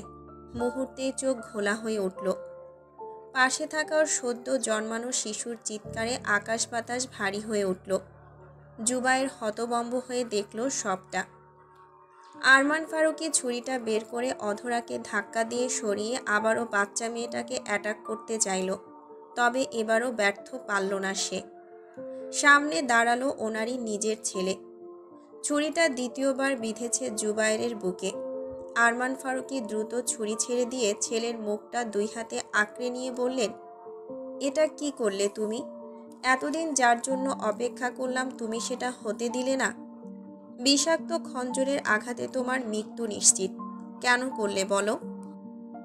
জুবায়ের বাবার হাতটা ছেড়ে দিয়ে মেয়েকে দুই হাতে আঁকড়ে নিয়ে বলল, আমি পৃথিবীর সবচাইতে নিকৃষ্ট স্বামী হতে পারি, কিন্তু এই পুতুলের মতো মেয়েটার নিকৃষ্ট বাবা হতে পারিনি। আমাকে ক্ষমা করে দিও ড্যাড, ওকে তুমি পাবে না। আমি জানি আমার মৃত্যু নিশ্চিত। কিন্তু আমার কোহিনূরের না। Sorry dad. জুবায়ের আর সুযোগ দিল না, লাফিয়ে পড়ল পাহাড়ের চূড়া থেকে। অধরা জুবায়ের বলে চিৎকার করে উঠল। শরীরে মৃদু মৃদু কম্পন হচ্ছে। হুট করেই ঘুম ভেঙে গেল। শীতের মধ্যেও শরীর ঘেমে ঘেটে একাকার অবস্থা। কি ভয়ঙ্কর স্বপ্ন। অধরা চোখ খুলে ঝটকা খেল। ওর মুখের দিকে তাকিয়ে আছে এক সুন্দরী রমণী। রমণীর ওষ্ঠে অমায়িক হাসি। মেয়েটাকে চিনতে ওর অসুবিধা হয়নি। ওর ননদ মারিয়া ফারুকি। অধরা মনে মনে ভাবল এরা সবাই ওকে ঝটকা দিয়ে মেরে ফেলবে। স্বপ্নে পর্যন্ত ছাড় দিচ্ছে না। আবোল তাবোল স্বপ্ন দেখছে। জুবায়ের মতো নিকৃষ্ট মানুষ যে গার্লফ্রেন্ডকে পাওয়ার জন্য বাবার শর্ত মেনে বিয়ে করে, সে কিভাবে নিজের জীবন দেবে তাও অধরার মেয়ের জন্য। স্বপ্ন দেখানো শয়তানের কাজকর্ম, বড্ড বেশি ফালতু। অধরা বিরক্ত হলো শয়তানের উপরে। এসব ভেবে উঠে বসল। প্রথমবার ননদকে নিজের রুমে দেখে ঝটকা একটু বেশিই লেগেছে। মেয়েটা যত্ন নিয়ে ফলের থালা নিয়ে বসে আছে ওর পাশে। ওর দিকে ইশারা করলো বাথরুমে গিয়ে ফ্রেশ হয়ে আসতে। জুবায়ের বাড়িতে আসেনি। দেয়াল ঘড়িতে সময় 2:40, মানে মধ্যরাত। মেয়েটা এত রাতে ওকে খাওয়াতে এসেছে, কিন্তু কেন? অধরা কৌতূহলী হয়ে বলে উঠল, বলির পাঠাকে খাতির যত্ন করে মোটা তাজা করছেন, এত রাতে কষ্ট করে আসলেন, কিন্তু আমার তো ক্ষুধা পাইনি। অধরার কথা মেয়েটা শুনল কি বোঝা গেল না। তবে শুধু মলিন হেসে অধরার হাত দুটো মুঠোয় নিয়ে তাগিদ দিল ফ্রেশ হওয়ার জন্য। অধরা দীর্ঘ নিঃশ্বাস ফেলে দ্রুত উঠে গেল। ক্ষুধা যে পায়নি এমন না, পেটে রীতিমতো ইঁদুর দৌড়াচ্ছে। অধরার সময় নষ্ট করল না, খেয়ে নিল। মারিয়া ওর হাতটা নিজের কাছে টেনে নিয়ে নীরবে ওষুধ লাগিয়ে পুনরায় ব্যান্ডেজ করে দিল। বিছানা ঠিকঠাক করে চলে গেল। অধরা শুধু চেয়ে চেয়ে দেখল। মেয়েটা যদি কথা বলতে পারত কত ভালোই না হতো। নিজের কষ্টগুলো শোনানোর মতো এই পৃথিবীতে ওর আপন কেউ নেই। বাবা মাকে খুব মনে পড়ছে। তারা কি বুঝতে পারছে তাদের আদরের মেয়েটা একদম ভালো নেই, একদম ভালো নেই? কয়েক ফোঁটা পানি অধরার চোখ থেকে গড়িয়ে পড়ল। ল্যাপটপে গভীর দৃষ্টি রেখে বসে আছে জুবায়ের। মেয়েটার প্রতি ওর সহানুভূতি জাগে, তবে সেটা সাময়িক। বিয়েটা ওকে জোর জবরদস্তি করেই করানো হয়েছে। নিজের উপরে জুলুম করে মেয়েটার সঙ্গে থেকেছে। স্বামীর দায়িত্ব পালন করেছে। ওর কি দোষ? ও নিজেও তো যন্ত্রণা পাচ্ছে। হুট করে বিয়ে করিয়ে দিল। জুহি ছাড়া কাউকেও সহ্য করতে পারে না। এই মেয়েটার জন্য জুহিকে কাছে টানতে বিবেকে বাধে। জুহির সঙ্গে ওর ক্রমশই দূরত্ব বেড়ে যাচ্ছে, যেটা ওর সহ্য হচ্ছে না। অধরা কাঁদছে, জুবায়ের দেখছে আর ভাবছে, এর চাইতে হাজার গুণ দুঃখ জুবায়েরের হৃদয়কে প্রতিনিয়ত ক্ষত বিক্ষত করেছে। ও নিজে যেখানে ভালো নেই সেখানে পৃথিবীর কেউ ভালো থাকতে পারবে না। এই মেয়েটা না থাকতে ওর আর জুহির মিলনে কেউ বাধা হয়ে আসবে না। কতদিন সহ্য করতে হবে কে জানে। কথাগুলো ভেবে ও উঠে গেল। ভোরবেলা নামাজ পড়ে বাইরে বের হলো অধরা। বাকিটা রাত ওর ঘুম হয়নি। শরীর পূর্বের চাইতে ভালো। মন খারাপ ছিল ভোরের সূর্যোদয় দেখে, সেটাও কেটে গেছে। আজ থেকে রহস্যের সমাধান করতে উঠে পড়ে লাগবে। শাশুড়ির রুমে আবারও যাবে। সেখানে হয়তো কোনো গুরুত্বপূর্ণ তথ্য পাওয়া যেতে পারে। খুব আফসোস হলো, নিজের কাছে একটা ফোন নেই ভেবে। থাকলে ভালো হতো। বন্ধু বান্ধবী অনেকেই আছে, তাদের থেকে সাহায্য নেওয়া যেত। কথাগুলো ভেবেও শাশুড়ির রুমের দরজা খুলে ভেতরে প্রবেশ করল। সেদিনের পর থেকে এই রুমটা বন্ধ হয়ে পড়ে আছে। অধরা ভেতরে পা দিয়ে চমকে উঠল। মেঝেতে রক্তাক্ত মানুষের মাথার খুলি পড়ে আছে। অজানা আতঙ্কে কেঁপে উঠল অধরা। মনে প্রশ্ন জাগল, এটা কার খুলি? অধরা 2 পা পিছিয়ে গেল। কক্ষের ভেতরটা কেমন গুমোট আর ধুলোবালিতে পূর্ণ। 2 দিন আগেও বেশ পরিষ্কার ছিল, কিন্তু এখন মনে হচ্ছে কত বছর এখানে কেউ আসেনি। বাড়িতে এতগুলো কাজের লোক, অথচ শাশুড়ির এই রুমটা নোংরা হয়ে আছে। তাছাড়া এখানে মানুষের খুলি কিভাবে আসলো? অধরা ভয়ে ভয়ে সামনে এগিয়ে গেল। রুমের মধ্যে বৃত্ত এঁকে খুলিটা তার মধ্যে রাখা হয়েছে।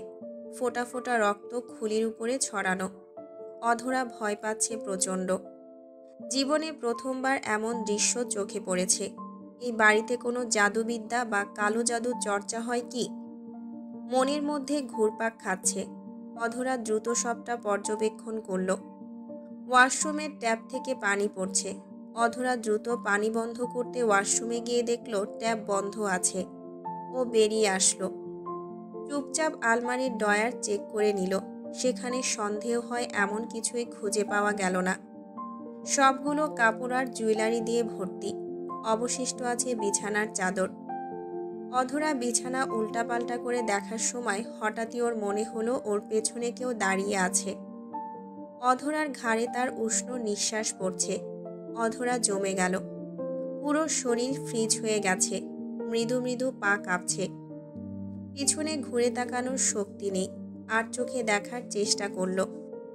তাতে কারো আবছা অব্যয় দেখা যাচ্ছে। একবার মনে হচ্ছে ওটা কোনো মেয়ে, আবার মনে হচ্ছে ছেলে। অধরে এবার দ্রুত পেছনে ফিরল, কিন্তু কক্ষ শূন্য, কেউ নেই। অধরার অপেক্ষা করল না, দৌড়ে নিজের রুমে গিয়ে দরজা বন্ধ করল। কি ভয়াবহ অভিজ্ঞতা! ঢকঢক করে পানি গলায় ঢেলে নিয়ে বিছানায় বসে পড়ল। গতকাল ঝামেলার পর থেকে জুবায়ের এই রুমে আর আসেনি। বিষয়টা খারাপ না, মোটামুটি ভালো বলা চলে। সকাল 10টা বাজতে চলেছে, অথচ এই রুমে এখনো খাবার আসেনি। এমনটা আজকেই নতুন। কেন আসেনি ওর জানা নেই। নাকি এরা ওকে খাবার না দিয়ে মারার চিন্তা করছে, আল্লাহই ভালো জানে।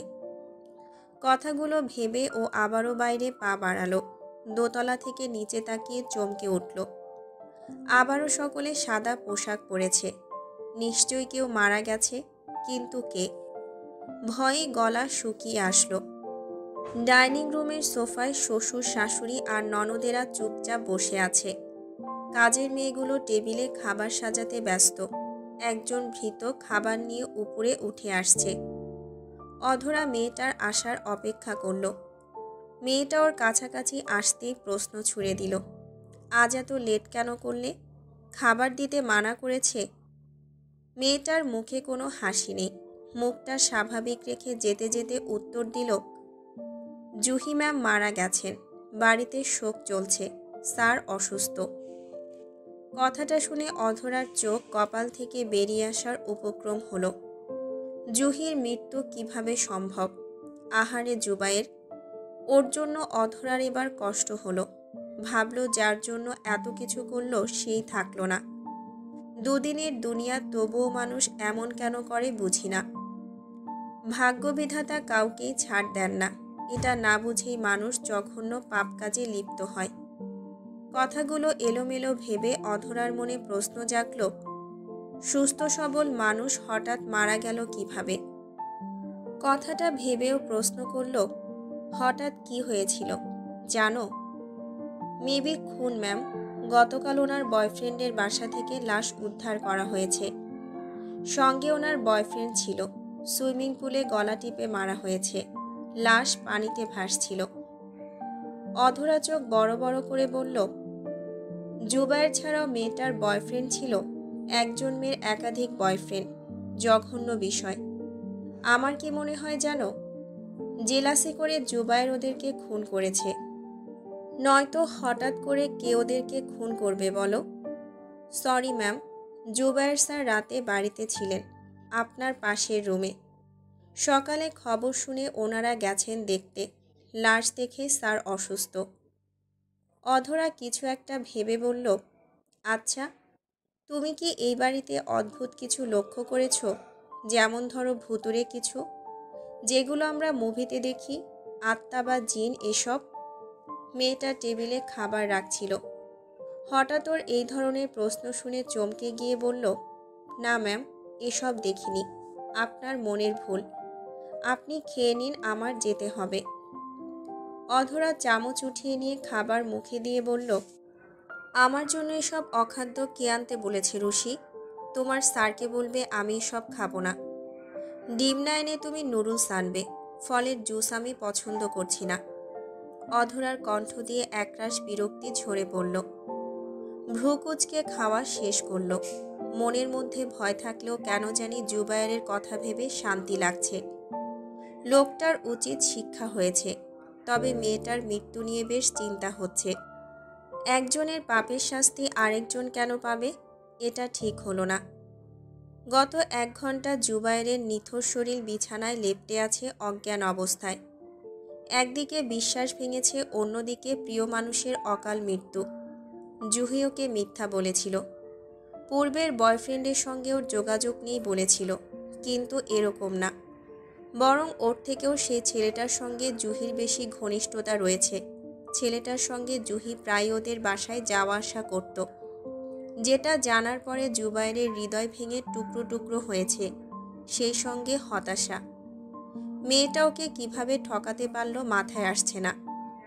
এত এত ভালোবাসার পরেও মানুষ আবার কিসের নেশায় আরেকজনের কাছে ছুটে যায় কে জানে। এসব বেঁচে থাকতে জানলে মেয়েটার কপালে দুঃখ ছিল। ঠকানো কাকে বলে থাপ্পড় দিয়ে শিখিয়ে দিত। বারবার অধরার কথা মনে পড়ছে। জুবায়ের সেই দুঃখে জ্ঞান হারিয়েছে।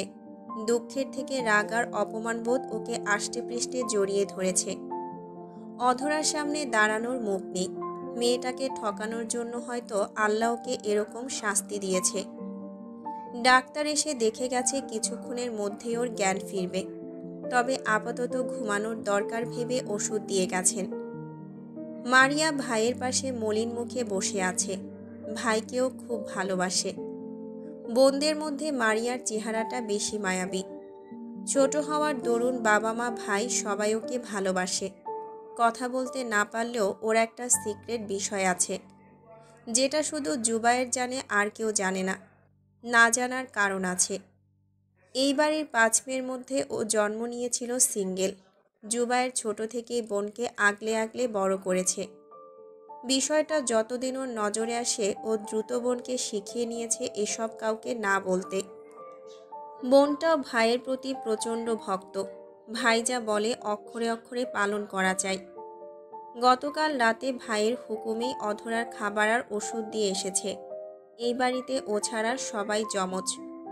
পরিচিতরা এটা নিয়ে বেশ মজা করে, তবে এই বাড়ির লোকজন সেটা গায়ে মাখে না। জুবায়েরের বড় বোন পশরা ফারুকের বয়ফ্রেন্ড ছিল, বিয়ের কথাবার্তা পাকাপাকিও হয়েছিল, কিন্তু কপাল গুণে বিয়ের 2 দিন আগে সে মারা গেছে। তারপর সব থমকে গেছে। বাকিদের বিয়ের বয়স হয়েছে, কিন্তু কি এক অজানা কারণে তাদের বিয়ের বিষয় নিয়ে এই বাড়িতে কেউ আলোচনা করে না। বিয়ের প্রস্তাব ফিরিয়ে দেওয়া হয়। মানুষ দূর থেকে এই রূপ শুধু অবলোকন করতে পারে, ছুঁয়ে দেখার সাধ্য কারো নেই। জুবায়ের পড়াশোনা শেষ করে বাবার ব্যবসা দেখাশোনা করছে। চেহারা মায়ের মতোই বিলেতি, তবে বেশ মেজাজি। কথায় কথায় হুমকি দিতে ওস্তাদ। রেগে গিয়ে ভুল করতে দুবার ভাবে না। আরমান ফারুকী ছেলের থেকে বেশি কিছু পাওয়ার আশা করেন না। উনি এই ছেলেকে দিয়ে জীবনের একটা মাত্র গুরুত্বপূর্ণ কাজ করিয়ে নেবেন, এর চাইতে বেশি দরকার হবে না। সারাদিন ঘরে বসে বসে দিন পার হলো অধরার। মন মেজাজ প্রচণ্ড খারাপ। পাশের রুমে জুবায়ের ঘুমিয়ে আছে। হঠাৎ করে সে গার্লফ্রেন্ডের শোকে অসুস্থ। অধরার কাছে এসব ন্যাকামি বলেই মনে হচ্ছে। মায়ের থেকে মাসির দরদ বেশি। মায়ের মতো চাচি মারা গেছে, হেলদোল নেই। এদিকে কোথাকার কোন মেয়ে মারা গেছে, সেই শোকে বেডা ভিমড়ি খেয়েছে। বিরক্তিতে অধরার চোখ মুখ কুঁচকে আছে। কাজের মেয়েটা বারবার খাবার দিয়ে যাচ্ছে, দেখাশোনা করছে। ঘরের বাইরে যাওয়া নিষেধ করেছে। অধরা পাত্তা দিল না। শাশুড়ি মায়ের লাল রঙের পুটলিটা দেখার ইচ্ছে জাগল। ভাবল জুবায়ের পাট হয়ে পড়ে আছে, তার মানে ক্যামেরা চললেও চেক করতে 2 দিন সময় লাগবে। যা হবে পরে দেখা যাবে ভেবে কৌশলে আবারও কাপড় চেঞ্জ করার বাহানা দেখিয়ে পুটলিটা নিয়ে বসে পড়ল। লকেট, সেই সঙ্গে বাংলাদেশ যাওয়ার পাসপোর্ট, ভিসা, বেশ কিছু টাকা। টাকার নিচে একটা চিত্র। অধরা চিত্রটাতে পাশাপাশি জুবায়েরের 2টো ছবি দেখতে পেল। একটাতে ওর চোখ খুব স্বাভাবিক লাগছে, অন্যটাতে রক্তিম। অধরা বুঝল না কিছুই। যেমন ছিল ঠিক তেমনইভাবে রেখে দিল। রুমের চাবি আছে ওর কাছে। বাড়ির বাকি রুমগুলোতে তল্লাশি করতে হবে। যত তাড়াতাড়ি এই বন্দিদশা থেকে মুক্তি নিতে হবে। দেরি হলে ঝামেলা আছে। হাঁটতে চলতে কষ্ট হবে। অনিশ্চিত জীবনের পথে পা বাড়াতে হবে। মাথার উপরে ছায়া নেই যে ওকে আগলে রাখবে। কথাগুলো ভেবে ও দেয়াল ঘড়িতে সময় দেখে নিল। সময় রাত 10:18। কিছুক্ষণের মধ্যেই খাবার দিতে আসবে কাজের মেয়েটা। অধরা অধীর আগ্রহে অপেক্ষা করল, কিন্তু কাজের মেয়ের পরিবর্তে মারিয়া আসলো। মেয়েটার মুখে সবসময় মিষ্টি হাসি লেগেই থাকে। অধরা আফসোস করে খাবার শেষ করল। চুপচাপ মেয়েটা সব গুছিয়ে নিয়ে চলে যেতেই অধরা দরজা সামান্য খুলে তাকিয়ে থাকল। ওকে সবার শেষে খাবার দেওয়া হয়েছে। অধরাকে নিয়মকানুন মেনে খাওয়ানো হচ্ছে, টাইম টু টাইম। বাইরে চুপচাপ দেখে ও চুপি চুপি বেরিয়ে আসলো। আজ মিশন চলবে নিচের রুমগুলোতে। কথাটা ভেবেও লম্বা লম্বা পা ফেলে নেমে আসলো। ডাইনিং রুমে কতদিন আসা হয় না, ভেবেই আশেপাশে ভালো করে লক্ষ্য করল। সিঁড়ির পাশের রুম থেকে আওয়াজ আসছে, মৃদু মৃদু হাসি আর কথাবার্তা হচ্ছে। অধরা চুপি চুপি রুমের জানালা থেকে উকি দিয়ে চমকে উঠল। জুবায়ের বোনদের নিয়ে মনের সুখে গল্প জুড়েছে, সেই সঙ্গে মদ গিলছে। পাশাপাশি 4 বোন আর ওর বাবা মা আছে। সবগুলো শয়তান এখানে জড়ো হয়েছে। অধরার কপালে ভাঁজ পড়ল। জুবায়ের সারাদিন প্রেমিকার বিরহে অজ্ঞান ছিল, সবটা ওর ভণ্ডামি। প্রচণ্ড রাগে ওর শরীর জ্বলে উঠল। হঠাৎ জুবায়ের আশেপাশে তাকিয়ে কি একটা ইশারা করল। আরমান ফারুকী কি বুঝলো জানা নেই। সে বলে উঠলেন, আরে কেউ নেই এখানে, নজর কে দেবে? অদ্ভুত, টেনশন করো না। অধরার বুকটা কেঁপে উঠল। ধরা খেয়ে গেলে ঝামেলা হবে। জুবায়ের উঠতে উঠতে ও দৌড়ে উপরে চলল। নিজের রুমে ঢুকতে যাওয়ার আগে পাশের রুম টপকাতে গিয়ে খোলা দরজা দিয়ে ঘুমন্ত জুবায়েরের মুখ ওর চোখে পড়ল। ছেলেটা ঘুমিয়ে আছে। অধরা থমকে গেল। পা চলছে না। দরজার পাশে দাঁড়িয়ে থাকল। লোকটার দীর্ঘ নিঃশ্বাস জানান দিচ্ছে ঘুমটা কতটা গভীর। কিন্তু কিছুক্ষণ আগেও নিচে জুবায়েরকে দেখে এসেছে। ওর আগে ছেলেটা কিভাবে উপরে আসতে পারে? সম্ভব না। প্রশ্ন জাগল, ছেলেটার কি কোনো অলৌকিক শক্তি আছে, নাকি দৃষ্টির অগোচরে এই বাড়িতে 2 জন জুবায়েরের বসবাস? ঘন নিঃশ্বাসের সঙ্গে ঠক ঠক করে কাঁপছে অধরা। একজোড়া শীতল দৃষ্টি ওর দিকে তাকিয়ে আছে। ওই দৃষ্টিতে বুঝি ওর মৃত্যু লেখা আছে। কালো থাই কাজ ভেদ করে সূর্যের রশ্মি ভেতরে প্রবেশ করছে না, তবে আলো ছড়াতে জুড়ি মেলা ভার। অধরার সামনে জুবায়ের ফারুকী দাঁড়িয়ে আছে। পূর্বের ন্যায় চোখ মুখ শক্ত করে নেই, তবে চোখে আছে হাজারো অভিযোগ। অভিশাপ নাকি ঘৃণা বোঝা মুশকিল। অধরা গতকাল রাতের দৃশ্যটা দেখার পরে চুপচাপ রুমে চলে এসেছে। সারা রাত ভেবেছে, কিন্তু উত্তর পায়নি। জুবায়েরের যে যমজ ভাই আছে এটা ওকে কখনোই বলা হয়নি। এই বাড়িতে সবাইকে দেখেছে, কিন্তু ওই লোকটাকে অধরা কখনো দেখেনি। এক বাড়িতে থেকে একটা লোক কিভাবে নিজেকে আড়ালে রাখতে পারে, চমকে যাওয়ার মতোই কথা। সারা রাত আজে বাজে চিন্তা করে ভোররাতে ঘুমিয়েছিল। হঠাৎ জুবায়ের এসে ওকে জোর জবরদস্তি করে উঠিয়ে দিয়েছে। অধরা ভয় পাচ্ছে এটা ভেবে যে সামনে দাঁড়িয়ে যে সে জুবায়ের নাকি ওর মতো দেখতে সেই ছেলেটা। অন্যদিকে দাঁড়িয়ে থাকা লোকটার মনোভাব বোঝার মতো সামর্থ্য ওর নেই। হঠাৎ আক্রমণে অধরার ধ্যান ভাঙল। জুবায়ের ওর 2 বাহু শক্ত করে ধরে নাড়িয়ে দিয়ে বলল, তুমি অভিশাপ দিয়েছিলে না, সব তোমার জন্য হয়েছে। কখনো ক্ষমা করব না তোমাকে। তোমার জন্য আমার মা আর জুহিকে প্রাণ দিতে হলো। জুবায়েরের কথা শুনে অধরা হতবাক। লোকটা ছ্যাঁকা খেয়ে রোগে শোগে দুঃখে পাগল হয়ে গেল নাকি? খুন করা বা মারার হলেও তো প্রথমে জুবায়েরের কথা ভাবত। লোকটার একটা কেন 100টা গার্লফ্রেন্ড থাকুক, অধরা সেসবে পরোয়া করে না। করবেই বা কেন? অধরা মুখটা কঠিন করে নিজেকে এক ঝটকায় জুবায়েরের থেকে ছাড়িয়ে নিল। ভ্রুকুচকে বলল, ঠকাতে পারে না ঠকতে পারবেন না, এটা তো ঠিক না। থাপ্পড় দিবেন অথচ থাপ্পড়ের স্বাদ নেবেন না, তা তো হতে দেওয়া যায় না। কেমন লাগছে সুলতান জুবায়ের ফারুকী? অধরার কণ্ঠ থেকে আক্রোশ ঝরে পড়ছে। ইচ্ছে করছে লোকটার উপরে ঝাঁপিয়ে পড়ে গলা টিপে দিতে, কিন্তু ও পারবে না।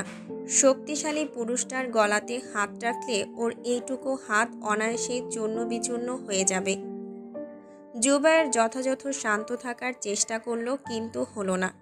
অধরাকে নিজের দিকে টেনে নিয়ে ওর গালটা 2 হাতে দুমড়ে নিয়ে বলল, আমি সুখ না পেলে কাউকেই সুখী হতে দেব না। এতে কেউ আমাকে স্বার্থপর ভাবলেও কিছু যাবে আসবে না। আমাকে দেখে তুমি কটাক্ষ করবে, মজা নেবে, আমি সহ্য করব না। অধরার মুখে প্রচণ্ড ব্যথা লাগলো। মনে হলো মুখের হাড় ভেঙে ভেতরে ঢুকে পড়বে। চোখ দিয়ে 2 ফোঁটা পানি গড়িয়ে পড়ল। বহু কষ্টে আওয়াজ দিল, মৃত গার্লফ্রেন্ডের রাগটা বুঝি বইয়ের উপরে তুলছেন? কাপুরুষ কাকে বলে জানেন নিশ্চয়ই, নাকি ব্যাখ্যা করে জানিয়ে দেব জুবায়ের ফারুকী? জুবায়ের খপ করে ওকে ছেড়ে দিল। মেয়েটাকে ইঙ্গিত করছে বুঝতে সময় লাগলো না। অযথায় রাগ হচ্ছে শুধু। ইচ্ছে করছে জুহির লাশ তুলে ইচ্ছে মতো পিটাতে। বজ্জাত মেয়ে জীবনে ক্ষমা করবে না জুবায়ের ওকে। ওর জন্য এখন কথা শুনতে হচ্ছে। জুবায়ের লাথি দিয়ে সামনে থাকা টি টেবিলটা সরিয়ে দিল। হুঙ্কার দিয়ে বলল, গলা টিপে দেব আর একটা শব্দ উচ্চারণ করলে। আমাকে রাগাবে না। জুহির জন্য তোমাকে বিয়ে করতে রাজি হয়েছিলাম, কিন্তু এখন তো সে নেই। আমার তোমার উপরে আর কোনো দায়বদ্ধতা রইল না। সো চুপচাপ থাকবে। জানি দায়বদ্ধতা নেই, কিন্তু আপনার রক্ত, তার উপরেও কি আপনার দায়বদ্ধতা নেই? বাচ্চাটা কিন্তু আপনার, সেটা তো স্বীকার করেন। আপনার সম্মুখীন যদি কেউ আপনার বাচ্চার ক্ষতি করে, সেটা মানতে পারবেন তো? ধরুন কোহিনূরকে কেউ হত্যা করলো, ওর রক্ত। অধরা বাকি কথাটা শেষ করতে পারল না। জুবায়ের ওর গলা চেপে ধরে দাঁতে দাঁত চেপে বলল, আমার মেয়েকে নিয়ে একদম বাজে কথা বলবে না। বারবার বাক্য দ্বারা আঘাত করে আমার স্পর্শ নিতে চাইছো তুমি। রাগলে আমার স্পর্শ কিন্তু তোমার জন্য একদমই ভালো হবে না। ভেবো না কোহিনূরের জন্য তোমাকে ছেড়ে দেব। জানি না ড্যাড ওকে কেন চেয়েছে, কিন্তু এই মুহূর্তে ওকে আমার নিজের জন্য চাই। আমার মেয়ে আমার কাছে থাকবে। জুবায়ের ওকে ছেড়ে দিয়ে বেরিয়ে গেল। তারপর কি একটা ভেবে আবারও ফিরে এসে আয়নার দিকে তাকিয়ে বলল, আমার কাউকে দরকার নেই। কোহিনূরকেও দরকার নেই আমার। ড্যাড যা বলেছে তাই হবে। জুবায়ের পূর্বের ন্যায় গটগট করে বেরিয়ে গেল। অধরা বালিশে মুখ ডুবিয়ে ফুপিয়ে ফুপিয়ে কাঁদল। ভেবেছিল জুবায়েরকে নিয়ে আর ভাববে না, নিজের মতো সবটা উদ্ধার করবে। কিন্তু লোকটা যে ওকে একটু শান্তি দিচ্ছে না। ওর মধ্যে যে অশান্তি চলছে সেটা অধরার উপর চাপিয়ে দেওয়ার চেষ্টা করছে। অধরা কান্নাকাটির পর্ব শেষ করে রাগে ফুলে উঠল। ভয়ানক ভাষায় দুটো গালি দিল, একদম আয়নার সামনে গিয়ে দাঁড়িয়ে। ভাব দেখালো মিররে মলিন বদনখানি দেখার প্রচেষ্টা করছিল। জুবায়েরকেও জীবনেও ছাড়বে না। শাশুড়ি আম্মা ঠিকই বলেছিল, কাউকে বিশ্বাস না করতে। জুবায়ের অধরার উপর রেগে গিয়ে কাট গলায় বাবার সামনে জানিয়ে দিল, ওই মেয়েটাকে ওর এখন আর দরকার নেই। আরমান ফারুকী ছেলের মুখটা দেখে ভয়ানক চটে আছেন, দেখেই বোঝা যাচ্ছে, কিন্তু প্রকাশ করছেন না। এই ছেলেকে দিয়ে ওনার কিছুই হবে না বুঝতে বাকি নেই। থাপ্পড় দিতে পারলে শান্তি লাগত, কিন্তু পারবেন না। যেভাবেই হোক হাতে পায়ে ধরতে হবে। বড় কোনো স্বার্থের জন্য এরকম ছোট ছোট ত্যাগ স্বীকার করা যায়। উনি মুখটা মলিন করার যথাযথ চেষ্টা চালিয়ে গেলেন এবং শেষমেশ সফল হলেন। ছলো ছলো চোখে বললেন, বাবা জুবায়ের, তোমার ড্যাড আজ পর্যন্ত তোমার থেকে কিছু চেয়েছে বলো? যখন যা চেয়েছো আমি সবটা দিয়ে তোমার আবদার পূরণের চেষ্টা করেছি।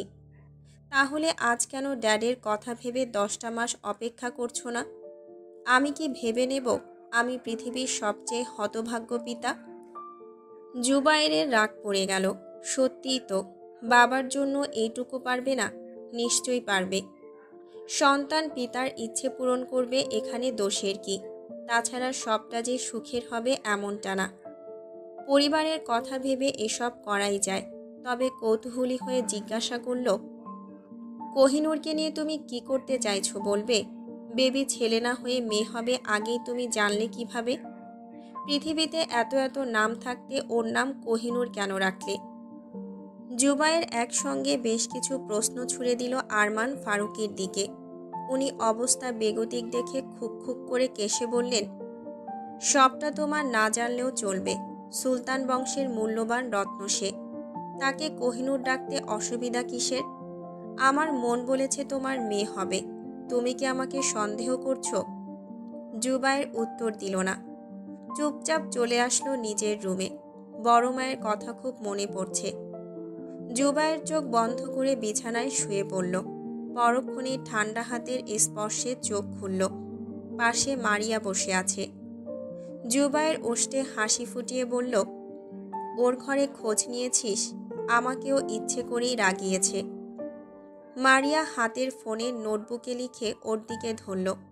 লেখা আছে, ভাবিকে কষ্ট দিচ্ছ কেন? ছেড়ে দাও ড্যাডকে না বলে। আমার কষ্ট হচ্ছে ভাইয়া। জুবায়ের চোখ বন্ধ করে বলল, ওকে যেতে দিলে অন্য কেউ বন্দি করবে। এখানে আছে ভালো আছে। আমি কি করব কিছুই বুঝতে পারছি না। যা হচ্ছে হতে দে। ড্যাড আমাদের ভালো চান। মারিয়ার কথা বাড়ালো না। চুপচাপ স্থান ত্যাগ করল। একে বোঝানোর ক্ষমতা ওর নেই। এই বাড়িতে যে ভয়াবহ কিছু ঘটতে চলেছে। বহু বছরের পুরাতন ইতিহাস পুনরায় ফিরে আসতে চলেছে। থমথমে পরিবেশ তার জানান দিচ্ছে।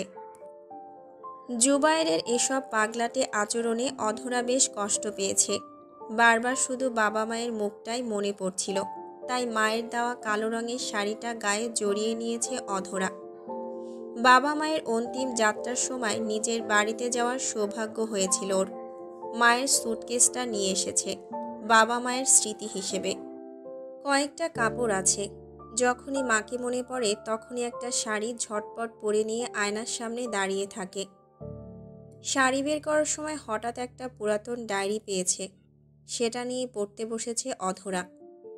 এটা মূলত ওর মায়ের না বাবার ডায়েরি। গোটা গোটা অক্ষরে প্রথম পেজে লেখা আছে, কোহিনূর। নিজের বাবার ডায়েরিতে নামটা দেখেও চমকে উঠেছে। আগ্রহ নিয়ে পরবর্তী পৃষ্ঠা উল্টাতেই পেল, আমি প্রফেসর নওশাদ বাড়ি। বাবা মায়ের একমাত্র সন্তান হওয়ার দরুন প্রচণ্ড ভালোবাসা পেয়ে ছোট থেকেই বড় হয়েছি। সেই আমি কখনো কল্পনাও করিনি বাবা মায়ের কাছ থেকে দূরে চলে আসব। কিন্তু ভাগ্য আমাকে দূরে ঠেলে দিয়েছিল। বাবার অর্থ সম্পদের অভাব ছিল না। যা চেয়েছি তাই পেয়েছি। আমাদের কতগুলো জমি আর কী পরিমাণ অর্থ আছে সেটা আমি কখনো হিসাবও করিনি। বাবা সেসব দেখাশোনা করতেন। আমি লেখাপড়ার বন্ধুদের নিয়ে সময় কাটাতাম। আমার এই অর্থ সম্পদের পাহাড় আমার বাবার নিজের হাতে তৈরি। কিভাবে করেছেন তা আমার অজানা ছিল। জেনেছি পরে। দাদা ছিলেন ধর্মপ্রাণ মানুষ। তার আয়ে টুকটাক সংসার চালানোর অ্যাবিলিটি ছিল। এটা নিয়ে তার আফসোস ছিল না। আমি ওনাকে খুব ভালোবাসতাম। তার মৃত্যুতে আমি ভেঙে পড়ি। আমি যখন ইউনিভার্সিটিতে ভর্তি হলাম তার কয়েক মাস পরের ঘটনা। এক কঠিন সত্যি আমার সামনে এসে উপস্থিত হয়, যেটা জানার পরে আমার মাথা কাজ করছিল না। একজন মানুষ কিভাবে এতটা জঘন্য হতে পারে আমার জানা ছিল না। বৃদ্ধ মানুষটা ধুকে ধুকে মারা গিয়েছিল শুধু আমার বাবার জন্য। সে স্বার্থের লোভে এই মানুষটার সুখ চিরতরে কেড়ে নিতে দুবার ভাবেনি। আমার দাদিজান জ্যোৎস্না বিবিকে দাদাজান খুব ভালোবাসেন। বাবা ছিলেন দাদাজানের প্রথম সন্তান। বাবার বয়স যখন 18-র উপরে তখন দাদিজান জানতে পারেন ওনার কোল জুড়ে আবারও কোনো চাঁদের দেখা মিলতে চলেছে। দাদাজান খুশি হলেন, আল্লাহর কাছে শুকরিয়া জানালেন। কিন্তু আমার বাবা সবটা উল্টে দিল। উনি গ্রামের মোড়লের মেয়েকে পছন্দ করতেন। মোড়ল কিছুতেই বাবার সঙ্গে নিজের মেয়ের বিয়ে মানতে চাইলেন না, কারণ বাবার অবস্থা তখন ভালো ছিল না। বাবা হতাশ হলেন, তবে হাল ছাড়লেন না। বাড়িতে আসা কমিয়ে দিলেন। খারাপ বন্ধুদের সঙ্গে এখানে সেখানে ঘোরাঘুরি নেশা করতেন। কোনো এক রাত্রিকালে নেশায় বুঁদ হয়ে ফিরছিলেন তিনি। ঘন অন্ধকার রাত। খোলা মাঠ পেরিয়ে যখন বিলের রাস্তায় হাঁটা ধরেছেন, ঠিক সেই সময় একটা খোলা জমিতে বসা একজন মানুষের দেখা পেলেন। উনি বাবার নাম ধরে ডেকে সামনে বসতে বললেন। বাবা কৌতূহলবশত বসে পড়লেন। লোকটা বাবাকে শর্টকাট অর্থ সম্পদের মালিক হওয়ার বুদ্ধি দিলেন, যার জন্য ওনাকে করতে হবে কালো জাদু বা পিশাচ সাধনা। কিছু পেতে হলে কিছু দিতে হয়। সাধনার জন্য গর্ভবতী মহিলার জীবন বলি দিতে হবে। সেটা পর কেউ হলে চলবে না, নিজের আপনজনকেই দিতে হবে। বাবার চোখ তখন চকচক করে উঠল। উনি এক কথায় রাজি। সারা রাত দিন লাগিয়ে সাধনা করলেন। হঠাৎ একদিন বাড়িতে দাদিজানের প্রাণ গেল, তবুও ফিরলেন না। গভীর রাতে কেউ একজন দাদিজানের কবর খুঁড়ে খুলি চুরি করলো আর সেটাও জানলেন না। উনি ফিরলেন সফল হয়ে। তারপর হঠাৎ করে কিভাবে জানি এই বিশাল সম্পদ পেলেন। সঙ্গে পেলেন আমার মাকে, কিন্তু দাদাজান পেলেন সঙ্গী হারানোর হাহাকার। বাকি জীবন মরার মতো বেঁচে ছিলেন। কারো সঙ্গে কথা বলতেন না, চুপচাপ ঘরে পড়ে থাকতেন। দাদাজানের মৃত্যুর আগের দিন উনি আমাকে সবটা বলে গেলেন। রাগ নিয়ন্ত্রণ করতে পারলাম না। চিরতরে চলে আসার সিদ্ধান্ত নিলাম আর সব ব্যবস্থাও করে ফেললাম। কথায় বলে পাপ ছাড়ে না বাপকে, ঠিক তেমনই হলো। আমি আসার দুদিন আগে হঠাৎ বাবা আমাকে কাছে ডাকলেন। সীমাহীন ভয় নিয়ে আমার সামনে এক পাথর বের করে ধরলেন। বর্ণনা করলেন সেই পাথরের কাহিনী। ওটা ছিল এই ধন সম্পদের আসল হাতিয়ার। সাধনা শেষে সেই লোকটা বাবাকে এটা দিয়েছিলেন। যতদিন ওটা বাবার কাছে থাকবে ততদিন ওনার সম্পদ বাড়তেই থাকবে। আমি ভয়ানক একটা সিদ্ধান্ত নিলাম। সেই অনুযায়ী বাবার পাথর চুরি করে দেশ ছাড়লাম। যেই পাথরের জন্য উনি দাদাজানকে কষ্ট দিয়েছিলেন, আমি সেই পাথর ওনার থেকে কেড়ে নিলাম। এখানে আসার পর বাড়িতে যোগাযোগ বন্ধ করে দিলাম। পড়াশোনার সঙ্গে ছোটোখাটো চাকরি করে আমার ভালোই দিন যাচ্ছিল। হঠাৎ সহপাঠীর প্রেমে পড়ে ওকে বিয়ে করে জমিয়ে সংসার করতে লাগলাম। ততদিনে আমার লেখাপড়ার পাঠ চুকে গেছে। প্রফেসর হিসেবে জয়েন করেছি। দিনকাল ভালোই যাচ্ছিল, কিন্তু হতাশা পিছু ছাড়ল না। বহুকাল অপেক্ষা করলাম সন্তানের মুখ দর্শন করার জন্য, কিন্তু ভাগ্যে ছিল না বোধহয়। হতাশার মুহূর্তে মানুষ একটা ক্ষীণ আশার দেখা পেলেও বুক বাঁধে। আমিও তাই করলাম। পাথরটা বের করলাম। জানি না কিছুই, শুধু মনে মনে বিড়বিড় করলাম, কিন্তু মন মানল না। সেটা লুকিয়ে ফেললাম। ভাবলাম ওটা আর বের করব না। কিন্তু হঠাৎ একদিন স্বপ্ন দেখলাম। দাদিজান, যাকে আমি কখনো দেখিনি। ওটার স্বপ্ন নাকি ছিল কল্পনা তাও জানি না। দাদিজান বললেন, নওশাদ, ওসব পাথর ঠাথর ফেলো। আমি নিজেই তোমার মেয়ে হয়ে তোমার কোলে আসব। আমাকে কিন্তু পূর্বের মতো বলি হতে দিও না। ওই পাথর তুমি নষ্ট করে দাও। ওর জন্য আমরা সবাই কষ্ট পেলাম। দাদিজানের কথার মানে না বুঝেই আমি পাথরটা মসজিদের পাশে থাকা দান বাক্সে ফেলে আসলাম। মনে হলো আমার উপর থেকে বোঝা নেমে গেল। দাদিজানের স্বপ্নটা আমি ততটা আমলে নেইনি, কিন্তু সত্যি সত্যি মাসখানেক পরে জানতে পারলাম আমি বাবা হব। মনটা খুশিতে নেচে উঠল। কি এক অনুভূতি! আমার আধার কালো সাদামাটা জীবনে ছোট্ট একটা বাবু আসছে। আমি নামও ঠিক করলাম অধরা, যার মধ্যে নাকি আমার দাদিজানের আদলের মিশ্রণ থাকবে। জানি না দাদিজান কেমন ছিলেন। পাথরের চিন্তা বাদ দিয়ে দিলাম। পৃথিবী আলোকিত করে আমার ছোট্ট পরী আসলো। পরীকে ঘিরে আমাদের ছোট্ট সংসার। কিন্তু আমার অধরা যখন একটু একটু করে বড় হচ্ছিল, সেই সঙ্গে বাড়ছিল ভয়। এক রাতে আবারও স্বপ্ন দেখলাম। দাদিজান বলছেন, নওশাদ, পাপ তো পিছু ছাড়ল না রে। তোর মেয়ের মধ্যে কোহিনূরের শক্তি প্রবেশ করেছে। ওকে বিয়ে দিয়ে দে। সন্তান আসুক কোহিনূরের শক্তি নিয়ে, তার জন্ম হোক। অজানা উত্তেজনাতে কাঁপছে অধরা। মনের মধ্যে হাজারো প্রশ্ন আর আতঙ্ক। কোহিনূর অভিশাপ কি আশীর্বাদ, আল্লাহ ভালো জানে। অধরা একদমে ডায়েরির কয়েক পৃষ্ঠা পড়া শেষ করে পরবর্তী পৃষ্ঠা উল্টে সেখান থেকে শুরু করল। অধরার মধ্যে আমি কখনো কিছু অদ্ভুত দেখিনি। স্বপ্ন তো স্বপ্নই হয়, শয়তানের ধোঁকা ছাড়া কিছু না। আমি সামান্য কারণে আমার বাচ্চা মেয়েটার জীবন নষ্ট করতে পারি না। আমার একমাত্র মেয়ে, যার মুখ দেখে আমার শুভ সকাল শুরু হয়, পারবো না তার জীবনটা এভাবে নষ্ট করতে।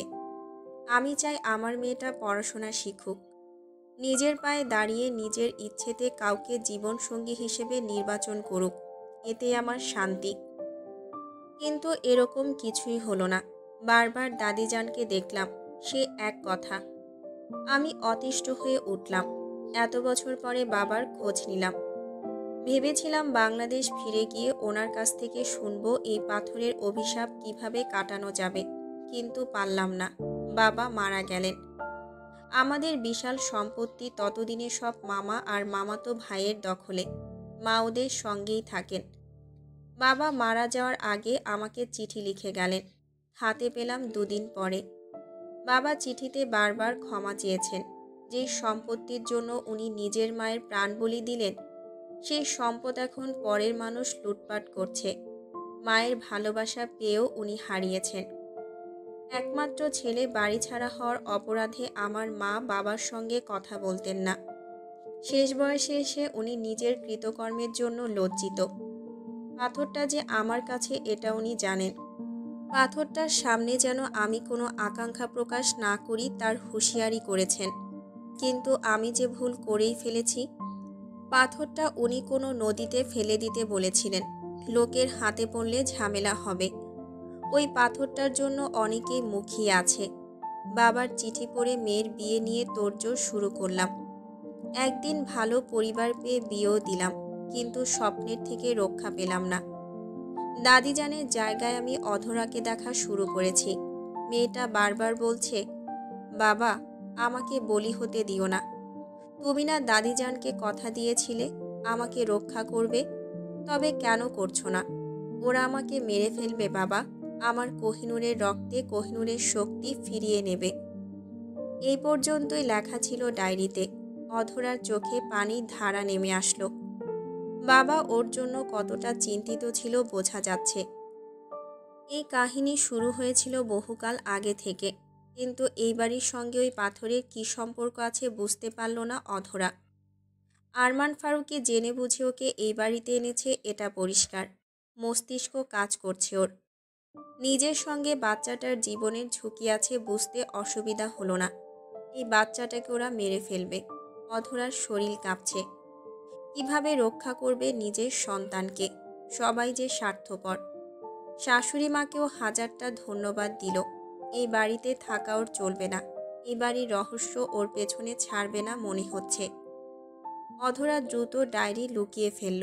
হাতে এখনো সময় আছে, ভাবতে হবে। বোবা হিসেবে অটিস্টিক স্কুল কলেজে পড়ার কথা ছিল মারিয়া ফারুকীর, কিন্তু জুবায়ের কখনো চায়নি ছোট বোনটাকে এভাবে আলাদাভাবে মানুষ করতে। ওর নিজ দায়িত্বে বোনটাকে নর্মাল ছেলে মেয়েদের সঙ্গেই মানুষ করেছে। বোনটাকে ও খুব স্নেহ করে, সবসময় পাশে থাকার চেষ্টা করে। মেয়েটার বুদ্ধিমত্তাটা সাধারণ মেয়েদের মতো নয়। সহসা সে রাগে না, রাগলেও কাঁদে না। মন খারাপ বিষয়টা একদমই এড়িয়ে চলে। জুবায়ের প্রতিদিন বোনকে ইউনিভার্সিটির গেটে নামিয়ে দিয়ে অফিসে যায়। কাজ শেষে বোনকে নিতে আসে। কখনো এর এদিক ওদিক হয় না। আজও ওর ভুল হয়নি। বোনকে নামিয়ে দিয়ে চলে গেল। মারিয়া মাথায় মাফলার চাপিয়ে চুপচাপ ক্লাসের দিকে এগিয়ে গেল। ক্লাসের সামনে ওর সহপাঠীরা জড়ো হয়েছে, ওকে নিয়ে আলোচনা করছে। কেউ জানে না মারিয়া কথা বলতে জানে না। ওরা ভেবেছে মেয়েটা ইচ্ছে করেই সবাইকে অপমান করছে। ক্লাসে যাওয়ার আগে সবাই মিলে ওকে আচ্ছা করে কথা শুনিয়ে দিল। মারিয়া ঠোঁটে হাসি রেখে সবাইকে দেখছে। চুপচাপ ক্লাস করে যখন বেরিয়ে আসবে, ঠিক তখনই পাশ থেকে একটা ছেলে এসে ওর সামনে দাঁড়িয়ে পড়ল। ছেলেটার চোখে মুখে বিস্ময়। মারিয়া ইশারা করল কি চাই। ছেলেটা ভ্রু কুঁচকে বলল, কথা বলতে পারো না কিন্তু শুনতে নিশ্চয়ই পারো। মারিয়া চমকে উঠল। এই সত্যিটা জুবায়ের ছাড়া কেউ জানে না, কিন্তু এই ছেলেটা জানল কিভাবে? মারিয়া থমকে গিয়ে আবারও হাঁটতে শুরু করলো। ছেলেটা দমে গেল না। দ্রুত ওর পিছু নিয়ে বলল, ভয় পাচ্ছ তুমি? আমি তোমার ক্ষতি করব না। আমি জানি তুমি শুনতে পাও। আমি দেখেছি কেউ ডাকলে তুমি সেদিকে তাকাও। উচ্চ শব্দ হলে কানে হাত রেখে প্রতিরক্ষা করো। ঠিক বলছি না? বলো তুমি। ছেলেটা হড়বড় করে কথা বলেই চলেছে। মারিয়া দৌড়ে গেল গেটের দিকে। ছেলেটাও কম যায় না, ওর পেছনে ছুটছে। জুবাইয়ের বোনকে নিতে এসেছিল। হঠাৎ ওকে দৌড়াতে দেখে হুট করে গাড়ি থেকে নেমে নিজেও এগিয়ে গেল। বোনের হাত ধরে পেছনে তাকিয়ে ভ্রু কুঁচকে বলল, কি চাই? ওকে বিরক্ত করছেন কেন? ছেলেটা হতভম্ব হয়ে দাঁড়িয়ে পড়ল। কোনো রকমে ওষ্ঠে হাসি এনে বলল, সরি, আমি ওর সঙ্গে কথা বলতে চাইছিলাম। ও অযথাই আমাকে ভয় পাচ্ছে। বন্ধুত্ব করতে চাইলাম। আসলেও তো একা থাকে। জুবায়ের মুখটা কঠিন করে বলল, ওর থেকে দূরে থাকবেন। নিজের জন্যই ভালো হবে। আমার বোন কথা বলতে পারে না। বন্ধুত্ব করতে চাইলে অন্যদের সঙ্গে করুন। জুবায়ের আর অপেক্ষা করল না, দ্রুত ওকে গাড়িতে তুলে বেরিয়ে আসলো। দিন যাচ্ছে, সময়টা কঠিন হচ্ছে। সুলতান বাড়ির মেয়েদের জন্য যে ভালোবাসা, বিয়ে বা সংসার করার ভাগ্য নেই। ওরা যেতেই ছেলেটা চোখ বন্ধ করল। এই মারিয়া ফারুকিকে ওর চাই, যেভাবেই হোক চাই। ডায়েরি পড়ার পর অধরার 2 বার বমি হয়েছে। অতিরিক্ত টেনশনে প্রেশার কমে গেছে। অশান্তি লাগছে। শরীর বেশ দুর্বল। খেতে ইচ্ছে না হলেও খাওয়া বন্ধ করছে না। এই মুহূর্তে শরীর ঠিক রাখা জরুরি। সারাদিন জুবায়ের এই রুমে আসেনি। যখনই আসে তাণ্ডব করে যায়। অধরা জানে লোকটা না আসলেও ওর উপরে নজর ঠিকই রাখছে। ওর মাঝে মধ্যে ইচ্ছে করে আয়নাটা লাথি দিয়ে ভেঙে দিতে। এই বাড়ি থেকে যাওয়ার দিন ও এই মহান কাজটা ঠিকই করে যাবে। কথাগুলো ভেবে ও বিছানা থেকে উঠে পড়ল। ঘোমটা টেনে মুখ ঢেকে নিয়ে বের হলো। এই বাড়িতে রাত হলে আঁধার নেমে আসে। আলোর ব্যবহার যদিও এই বাড়িতে খুব কম। এরা কিভাবেই আবছা আলোতে থাকতে পারে আল্লাহই ভালো জানে। অধরা সেদিনে সে যুবকের খোঁজ করতে নেমেছে। পাশের রুমে জুবায়ের ঘুমিয়ে আছে। অধরা উকি দিয়ে দেখে নিল ছেলেটা নিচের রুমে ছিল। ও সেদিকে এগিয়ে গেল। চুপচাপ রুমে ঢুকে পড়ল। কিন্তু আজ এখানে কেউ নেই। নিস্তব্ধ লাগছে। অধরা আশেপাশে তাকিয়ে দেখল মাঝারি রুম, মাঝখানে বড়সড় একটা খাট, দেয়ালের সঙ্গে আলমারিটা লটকানো আছে। রুমটাতে কোনো বেলকনি নেই। অধরা হতাশ হয়ে পড়ল। ফিরে আসতে চাইল, কিন্তু হঠাৎ আলমারির মধ্যে খুট করে শব্দ হতেই ফিরে আসলো। দ্রুত আলমারির দরজা খুলে হতবাক। এখানে আরেকটা দরজা আছে। ও দ্রুত দরজা খুলে ভেতরে প্রবেশ করল। নিচের দিকে সিঁড়ি। অধরা চুপি চুপি নেমে পড়ল। বেশ কিছু সিঁড়ি পার করে গন্তব্যস্থলে পৌঁছে গেল। এখানে উপরের মতো পাশাপাশি 3টা রুম। রুমে কোনো জানালা নেই। অধরা একটা রুমে ঢুকে পড়ল। বিশাল বড় রুম, চারিদিকে দামি দামি আসবাবপত্রের ছড়াছড়ি। এখানে কেউ থাকে বুঝতে অসুবিধা হচ্ছে না। অধরার গা ছমছম করছে। ও আশপাশ যখন গভীর মনোযোগ দিয়ে দেখছিল, হঠাৎ ওর কাঁধে কারো নিঃশ্বাস পড়ল। অধরা চমকে উঠে পেছনে তাকিয়ে অবাক হলো। সেদিনের সেই ছেলেটা দাঁড়িয়ে আছে। অধরা ভয়ে কাঁপছে। ছেলেটার মধ্যে কোনো বিশেষ পরিবর্তন হয়নি। খুব স্বাভাবিক ভঙ্গিতে বলল, এখানে কি তোমার? রুমে যাও। অধরা কাঁপা কাঁপা কণ্ঠে বলল, কে আপনি? ওর প্রশ্ন শুনে ছেলেটা হয়তো মজা পেল। ওষ্ঠে হাসি এনে বলল, কেন, চিনতে অসুবিধা হচ্ছে? আমি সুলতান জুবায়ের ফারুকি, তোমার স্বামী।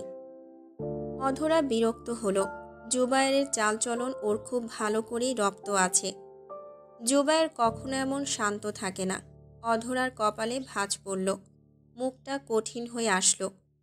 রাগে দাঁত চেপে বলল, মিথ্যে বলার একটা লিমিট থাকে। আমি জানি আপনি জুবায়ের ফারুকি না, তাই ভনিতা রেখে নিজের ফর্মে আসুন। বলুন কে আপনি? এভাবে লুকিয়ে চুরিয়ে থাকার মানে কি? চারদিকে এত রহস্য ছড়িয়ে কি প্রমাণ করছেন আপনারা? ছেলেটা তবুও ঘাবড়ালো না। প্রাণ খুলে হাসল। ওর মধ্যে না আছে উত্তেজনা আর না আছে সত্যি প্রকাশের ভয়। কোনো রকম হাসি থামিয়ে অধরার চোখে দৃষ্টি রেখে বলল, মনে আছে সেই তুষারপাতের রাতের কথা? তুমি বন্দি হয়ে আটকে ছিলে নির্জন রাস্তায়। তোমার গায়ে ছিল সাদা শুভ্র পোশাক। আধার কালো রাত্রির বুক চিরে মনে হয়েছিল তুষারের উপরে কোনো পরি নেমে এসেছিল। আমার হাড় ধুকপুক করছিল। ভেবেছিলাম একটু ছুঁয়ে দেখি, কিন্তু পারলাম না। মায়ায় জড়ানো যে আমার জন্য কঠোরভাবে নিষিদ্ধ। তোমাকে সাহায্য করেছিলাম, মনে আছে তোমার? অধরে এবার ঢোক গিলল। এসেছিল এক রহস্য ঘাটতে, এখানে এসে আরেক ঝামেলায় জড়িয়ে গেল। নিজেকে স্বাভাবিক রেখে বলল, কবে, কোথায়, কি হয়েছে সেসব আমার মনে নেই। দয়া করে সেসব এখানে টানবেন না। আমি শুনতে ইচ্ছুক না। তাছাড়া আমি আপনার ভাইয়ের স্ত্রী। আশা করি সম্মান করবেন। অধরার কথা শুনলে ছেলেটা আবারও হাসল। বিড়বিড় করল, বাঘিনী। অধরার ভয় করছে, কিন্তু প্রকাশ করছে না। নির্জন এই কক্ষে শুধু একটাই ভরসা। আর যাই হোক, এই বাড়ির কেউ ওর ক্ষতি করবে না। এখনও সেই সময় আসেনি। ছেলেটা সোফায় গিয়ে বসতে বসতে বলল, অনুমতি থাকলে তোমাকে আমার করতে 1 সেকেন্ডও লাগতো না। আফসোস তুমি আমারই ভাইয়ের স্ত্রী। বিষয়টা খুবই জঘন্য, তাই না? একই গর্ভে জন্ম নিয়েও কত সুন্দর জীবনযাপন করছে ও, আর আমি এই অন্ধকারের সঙ্গীবিহীন। সময় আমারও আসবে। আচ্ছা, ভাইয়ের বিধবা স্ত্রীকে বিয়ের অনুমতি আছে? আছে না? অধরা জ্বলে উঠল লোকটার এরকম জঘন্য কথাবার্তা শুনে। ছি, এটা কি মানুষ? জুবায়ের খারাপ হোক, কিন্তু এতটা জঘন্য না। অধরা চোখ মুখ কঠিন করে বলল, তার আগে যেন আমার মৃত্যু হয়। দরকার নেই আপনার পরিচয় জানার। আপনি যে কতটা জঘন্য সেটা বুঝতে আমার বাকি নেই। জুবায়ের দৃষ্টি চঞ্চল, বদমেজাজি, তবে আপনার মতো ঘৃণ্য না। তাই নাকি? কিন্তু ও যে তোমার সঙ্গে এত বড় বিশ্বাসঘাতকতা করল, তার বেলায়? চোখ বন্ধ করে মানুষ বিষ খেয়ে নিতেও দ্বিধা করে না। আমার তো মনে হচ্ছে ওকে দিয়ে আপনারা করিয়ে নিচ্ছেন। প্রয়োজন শেষে ওকে ছুঁড়ে ফেলতে সময় নেবেন না, যেমন আপনার বাবা করিয়েছিলেন। উনি যমজ ভাইকে সরিয়ে তার জায়গায় নিজের নাম লিখিয়ে ফেলেছিলেন। দারুণ বুদ্ধি কিন্তু। ছেলেটা এবার চোখ শক্ত করে নিল।